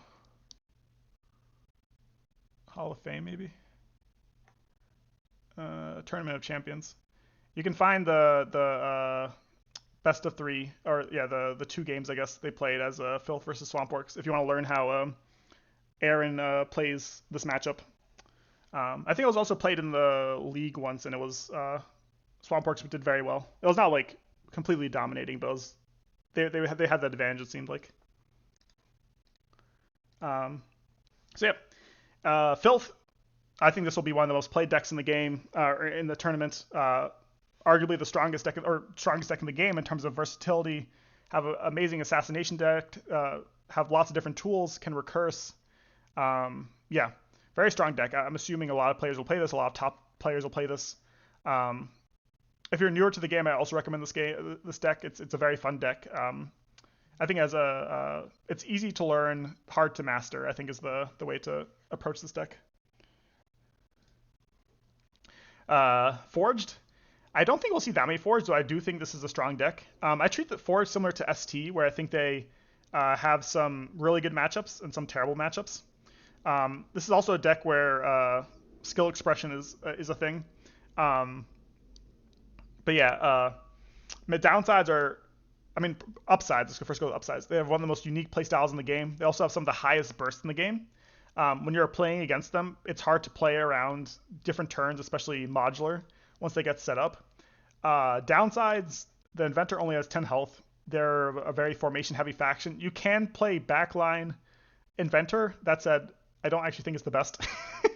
I know Exile has been trying to push for it. It seems solid. I'm not sure if it works every time, but I could be proven wrong. Interestingly enough, they have a pretty high win rate on ladder, even in the top 10% of players. I think we'll see a decent amount of these guys. If you enjoy them, play them. I think they'll be closer to 50-50 win rate. Not very. So I should say things. The highest win rate we've ever seen in Plaid Hat tournament was I think the Frogs, or no, maybe it was Fallen Kingdoms with after the buffs, and that was like a 58% win rate. So I'm talking mostly about like a ratio. I think the highest we've ever seen of a deck do in a Plaid Hat tournament is like 58% by the end of the tournament, and the lowest we've ever seen is like in the 30s, which was like Vanguards before the buffs.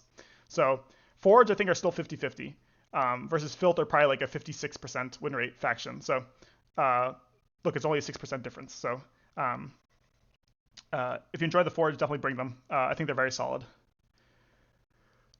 Tundra Orcs, we're almost there. Tundra Orcs, I think, very strong, very solid, very strong. I mean, not they're another 50-50, maybe slightly lower, 49% win rate faction. I know Nestle will bring them. They have a lot of different tools they can assassinate. Look, against any faction, some factions harder than others. With the right hand and the right circumstance, you can win. Four Glory is an absurd card. Brutal Force is an amazing card. Fury, they just have the tools. This deck has been brought to the finals a few times, or close to the finals a few times. Similar to OD, they do have a little bit of variance with shock swings, with frenzies, etc. But if you want to play them, I think they're a very fun faction to bring, and I think you'll enjoy it. 51% at least. Is that going to be you, Nestle, the 51%?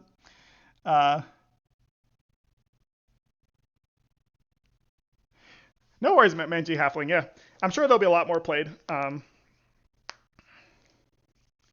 Yeah, I think the SO do have the tools to deal with Filth. They have high burst potential to kill the mutants in one turn, as well as Vine Mancer's just disgusting card. Like, it's probably arguably the best common in the game. One cost can move any common or your own units. a space. You feel like Takulu feels that Forge skill expression shows in what they put in front of an inventor? Yeah. Yeah, I agree. Forge is it's an interesting deck. Tricky. If MV is vanilla, TO is vanilla ice cream, true. Nah, but I wouldn't rate them 75%. But people aren't ready for the TOOP conversation. I think people are not ready for the TOOP conversation, but they are ready for the Nestle OP conversation. But no, Tundra Orcs I think will be like middle played, like middle of the pack played. And I think they'll be a lot of fun. If you enjoy Tundra Orcs, definitely bring them. I think you'll do well with them. Uh, if you play a lot of Storm Goblins, you'll get a lot of wins.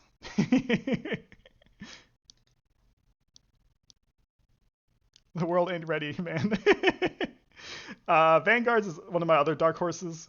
I think they are a very relaxing deck to play. They have arguably the strongest common in the game, or one of the strongest commons in the game, which is the Knight.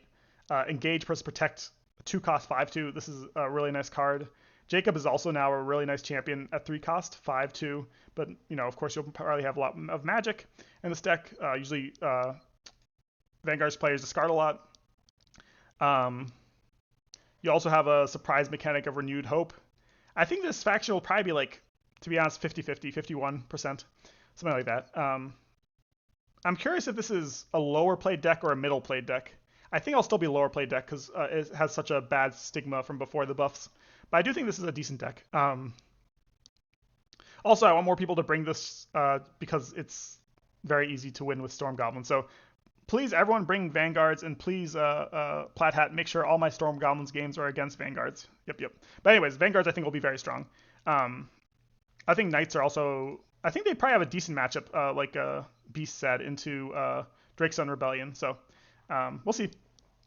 I could be baiting everyone, but I do think Vanguards will do well this tournament. And then last but not least, Wayfarers, a very fun faction. Great for beginners and advanced players. They have very good matchups overall. Definitely an A-tier deck. They can win almost every matchup. They haven't made it to the finals yet, but I think it's only... they usually are a faction who do super well, like high 60% win rate in the first round, and then they slowly go down as more advanced players play against them. So there is a lot of countermeasures against them. That said, you can play them in a more... players who seem to do better with Wayfarers seem to be able to manage... when they push up, not just immediately pushing up with the faction, like we all have done at some point. They do have a good matchup into Filth, which is arguably the strongest deck in the game. They can do well into Shadow Elves. They do well into Savannah Elves. They do well into the top decks of the game. But it's easy to get into and has a high skill ceiling. And I think we'll see a lot of Wayfarers. To my chagrin as a Storm Goblins player, because it's one of the worst matchups for Storm Goblins. But yeah, that's the decks.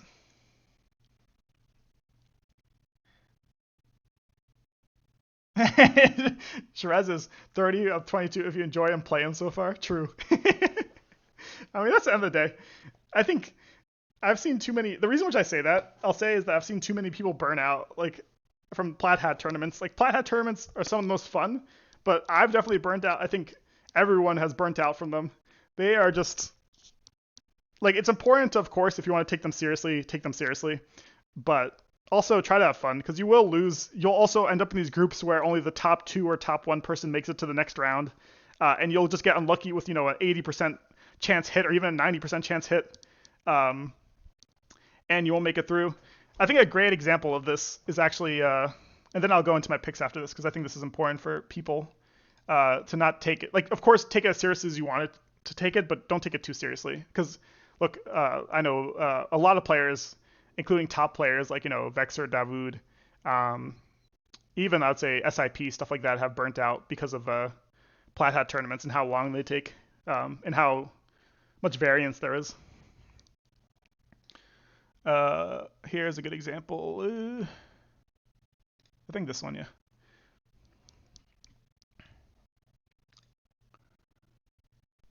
Wayfarers lose to Tundra Orcs, don't bring them.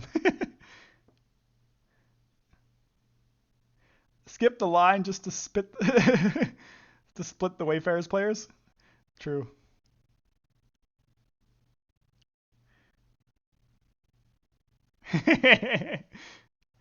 All right, so this tournament. So Orange Lazarus won this tournament. Uh, Very fun. I'm not sure. Does XIS still play? This was a great player. No, it doesn't play anymore. Sad. But anyways, XIS was a great player. Made it to the finals. But look at these, like, this group was absurd. Like, look at this. Basically, 5 out of 3s, tiebreakers made it. But basically, based off tiebreakers, 4 people could have made the finals, right? And a lot of these tiebreakers are literally just due to, I think I watched a few of these replays. A lot of these replays, like, for example, Aaron had a game, which he literally lost by, like, an 80% dice roll, you know? So you could see how, he should be the one in the finals over XIX if, the dice roll hit. At the same time, it is a dice game. So just enjoy it. And on the opposite side, Orange Lazarus went through, but my game versus Orange Lazarus, where is it? I wonder if this still hits. Most of these factions weren't changed. Let's see. It might be broken though. But anyways, I had a kill shot. I had a 75% kill shot, which whiffed. And if I had hit that one, then G-Man would be the one in the finals instead of Orange Lazarus. So the importance is to, don't take it too seriously. At the end of the day, we are competing for a $90 gift card. And of course, there is the bragging rights, but it's, don't take it too seriously and burn out. It's much rather people take it less seriously and stick with the game than take it too seriously and get burnt out. Whatever. This replay is not loading. But anyways, going back to what decks I'm going to play. Definitely Storm Goblins. I need to rep them. Hopefully win some fun matchups into Filth or something. Or hopefully I just get a lot of good matchups with Storm Goblins. Two people who are, I should say, people who are Shimmer Sea Fae haters, XIX made it to the finals with Shimmer Sea Fae against Orange Lazarus. So they are valuable. What are we going to do without the $90 coupon? True.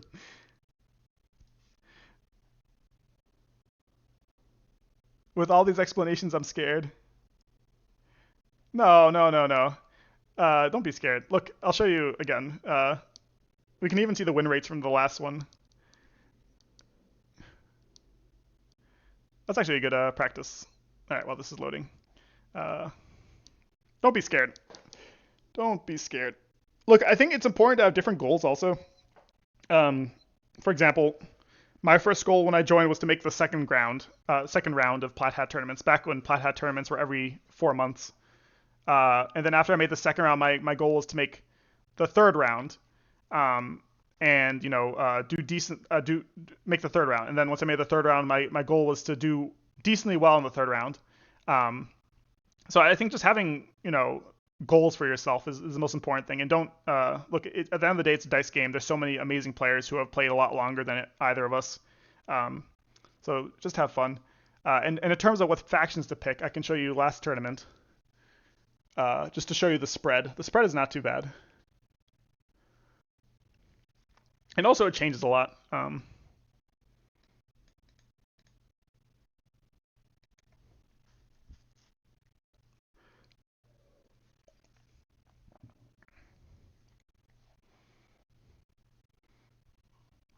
All right, so you can always see the win rate for the tournament there.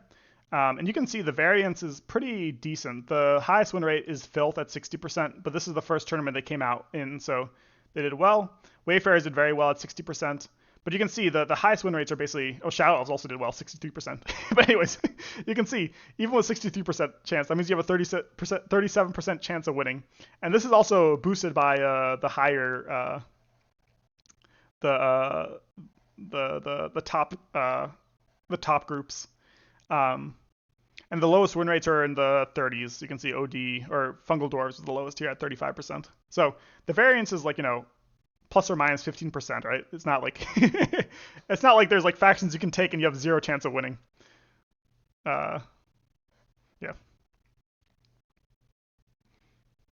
And look, you have plenty of people in the final group who look. I think Davood's a great example. Davood bring Fallen Kingdoms, Skyspear Avians, Shadow Elves, and Mound Vargath. And of those three, you can only say that really Shadow Elves is the meta pick. Though Fallen Kingdoms were very strong in this tournament, but people didn't know that beforehand. Uh,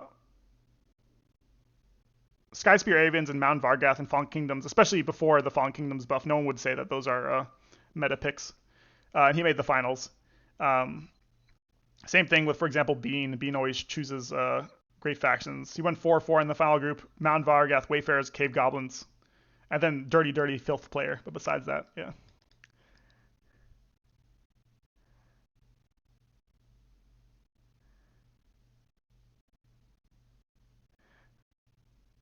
My goal in general when playing the game is to make cool looking plays. Yeah, no, I agree, Nestle. Now my goal is to win with cool looking plays. That's funny. I like that. I feel like I took this game too seriously for a while and forgot this, but I've started playing live with Tundra Orcs and Public Q more again. Yeah, Tundra Orcs are a great faction, I think. OD also, like, just to enjoy the game. Um, Look, I have nothing against people whose goal is to win, but I think that does lead to burnout long term. Um, Goddamn, I forgot I love making Storm Gillies. Same for a while. I took the game very competitively. Didn't want to play and not take my win rate. Then I realized for love game 2. Yeah, exactly. No, I think also what you did last time, Takulu, was very smart. You know, you realized the tournament was too stressful and you decided to step aside for Chibata. Like, I think that's very important. Play the game how you like it. Not too bad. 51, 52, 35, and 0%. Yeah, the 0% is because they weren't released yet. But yeah. That's a good run rate. Uh,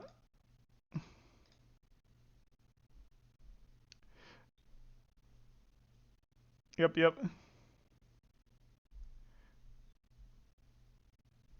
Yeah, I agree. Manji Halfling. I think also, to your point, I think in person would be a lot of fun for that reason, which I think most of us don't get the opportunity to play. But I think in person would be great because the games would be a lot faster, a lot less serious. No one's caring about who wins or loses. And Massimo keeps asking me to keep going, but now he just talks to me like a disappointed dad. That's hilarious. Massimo is a dad figure, I think. Massimo does act like a dad, doesn't he? Uh, Not a dad figure. He does act like a dad. He does that. Sometimes he's done the same thing to me. Don't worry, Takulu. Like the disappointed dad. When I quit League, I remember one time. Though he's funny, he'll sometimes send me the meme. SW League wants you. Yeah, Massimo is SW dad. True. Ah, cool. That's sick. I've been trying to get my girlfriend in also Mansley Halfling. Limited success. I think we need to start with an easier board game before Summoner Wars. Yeah, I love. Need to play more two-player games. All right, going back to which factions I'm going to pick. Right now, I'm leaning towards Storm Goblins. Storm Goblins, definitely. I'm thinking about Cloaks. Cloaks is on my roster. Here, can I do a? Not sure how to. Thinking about Cloaks. I would love to do deep Grok, but I'm just not good enough with them to feel comfortable with them. I feel like I'd be trying to figure things out during a tournament, which is not the most fun. Rather just play some public queue games. Maybe if I queue like 3 of them and enjoy them, maybe I'll queue like 3 public games today and see how I feel about them. Fallen Kingdoms I'm thinking about. I think they're very strong and also just fun to play. Kind of more relaxing pick for me, especially if I pick Cloaks. Guild Dwarves, I'm kind of leaning towards, even though I think that they are, again, it's kind of like deeper Groks. I think I need more reps on them, but I think they're going to be very strong. Isle Vikid, I'm thinking about. My usual go-to picks for the last couple of tournaments have been the same. It's been Sand Goblins, Mound Vargath, Skyspear Avians, and then the last one always changes. So I'm thinking about switching out Mound Vargath and Avians. So I might switch Mound Vargath to Isle Vikid, I'm thinking about. Potentially Phoenix Elves. I don't think they're the strongest, but I think they're fun. Sangoms I should bring just because I was really good at them at one point. I'm not sure if I'm still good at them, but I was really good at them at one point. uh, Savannah Elves, no. Shadow Elves I think would be fun. They're always fun for me to play, but at the same time, Not sure if I'll pick them. Shimmer Sea Fae is fun. Sky Spear Avians I would bring, but I've bring them too many times. Swamp Orcs I've bring too much. Spectral Conclave I have no idea how to play. Storm Goblins I'm picking. Filth I'm not picking. Forge would be fun. Tundra Orcs I'd love to pick, but I'm terrible with them. I think it's my lowest win rate faction. I'm just so bad with them. Vanguards or Vanguards, I can't bring them. Wayfarers are a fun deck. So I guess if I had to choose 4 today to pick, would be Storm Goblins, Sand Goblins or Cloaks, Isle Wicked, and if I want to be hipster, Phoenix Elves. If I don't want to be hipster,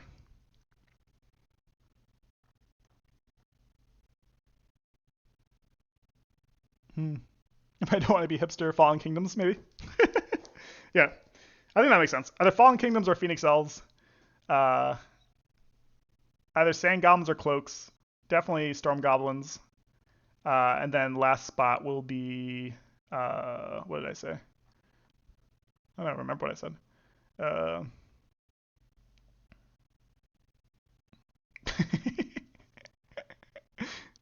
Tundra Orcs. No, I'm kidding. All right. So I'll say right now, if I had to pick right now, it'd be Sand Goblins, Cloaks, Storm Goblins, and Isle Wicked. That's what I'll say right now. I'm debating getting rid of either Sand Goblins or Cloaks just because that sounds very complicated to have both. So potentially replace one of those with Phoenix Elves or Groaks if I like them. Yeah. Oh no, Phoenix Elves is hipster, not Fallen Kingdoms. Fallen Kingdoms, I think, will be a lot of people will play Fallen Kingdoms. I think they're very strong and also more new player friendly. Hit me up and I'll teach you both TO and IV. Oh, that could be fun, Nestle. That could be fun. A training arc before the tournament, and then I choose both. Oh, you played over the board with Tasty Teddy Bear? Nice. I'm curious what he picks. Newer players, I'm very curious what they pick. It's fun. So next, for the people on the stream, next Sunday, I'll be doing the rest of the tier list with Davoud and Bean will be joining me, and then we'll of course have whoever wants to join the stream to talk about their tier list. But it's very fun seeing new players' tier lists. So I'm curious what you and Tasty Teddy Bear and Exile bring, and of course all the other new players.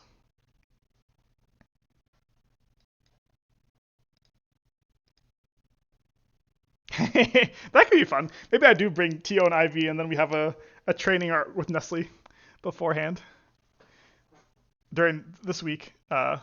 This week's a little bit busy for me, but potentially we do it, Nestle. That'll be fun. That sounds like a lot of fun.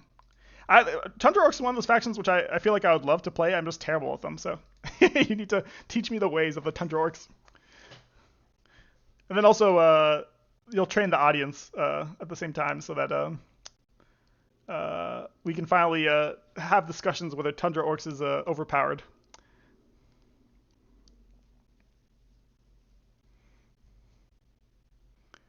Yeah. So, with Training Arc, it would be Tundra Orcs, IV, Storm Goblins, and then Sand Goblins or Cloaks. That's probably what I'm going to pick. I think Cloaks might be fun. I love Sand Goblins, but I've played them so much that I'm leaning towards Cloaks right now. But then I see like this card, and this card's so cool. Like Slits is just such a cool card. Yeah.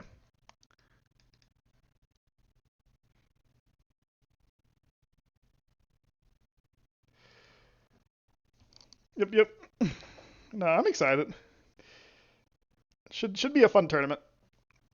We could also do what Ben 10 did and spin it 3 times. So if I did Ben 10 mode, spin it 3 times. All right, Crimson Order, Fungal Dwarves, OD, and Breakers. I'm not making it out of first round, guys. I'm not making it out of first round. Those are all like besides Crimson Order, those are all sub 40% win rate factions last tournament. I'm done.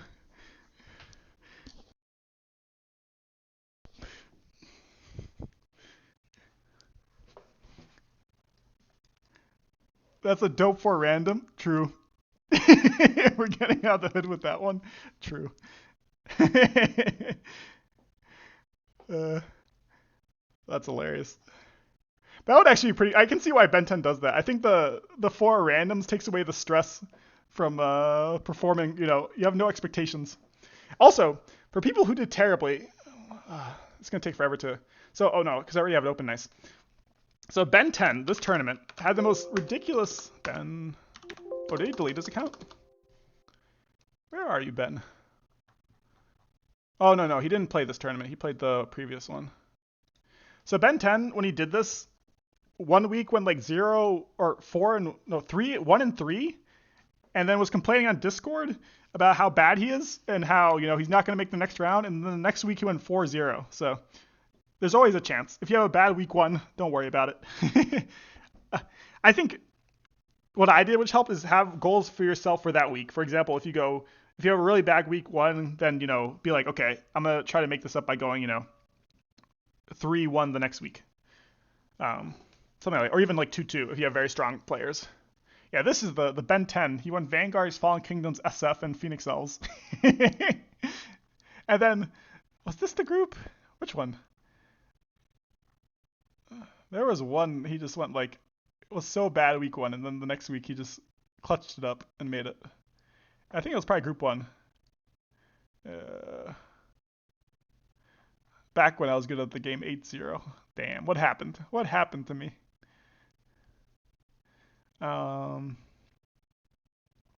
Where is Mr. Ben? Shampoo sad. Stuffy, I'm not sure if Stuffy still plays. Stuffy's a very strong player. Where is Ben? Oop, sorry guys. Anyways.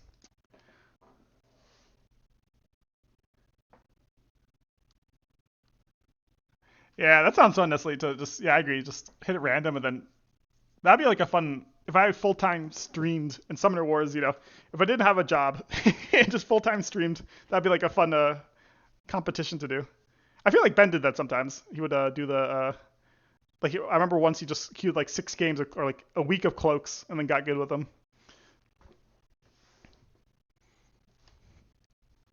Team Germany had it out for me that one tournament. Oh, I see. Stuffy took a break. Nice.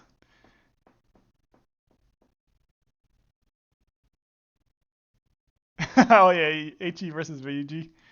That's back when VG were like really strong because they not only did they have the Jacob buff, but they also had the archers where one cost 2 threes, right?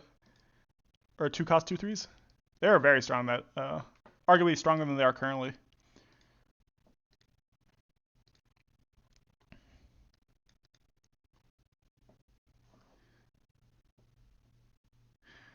Nah, that's sad, Splish. Ah, no worries. You can always make the watching is as fun as playing it. Yeah, that makes sense. Hopefully they used to be once every like half a year at least, or even quarter of a year. It used to be like once every like quarter to half a year they occurred. Only recently has there been like almost like a year gap between the tournaments, so I'm sure there'll be more for you to play. I do recommend them; they're fun. Uh,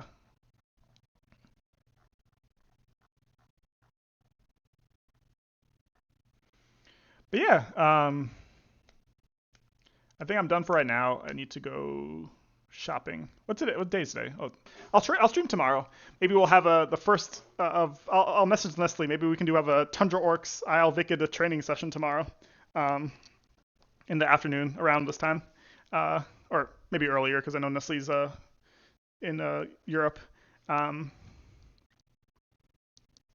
but yeah, should be fun. I'm excited with the picks we decided. Looking like Tundra Orcs, Isle Vikid, uh, Cloaks, and Storm Goblins. Yeah, I think those are the 3 which I'm gonna choose right now. Maybe Sand Goblins have Cloaks. I need to think about it. But yeah, those are my picks right now.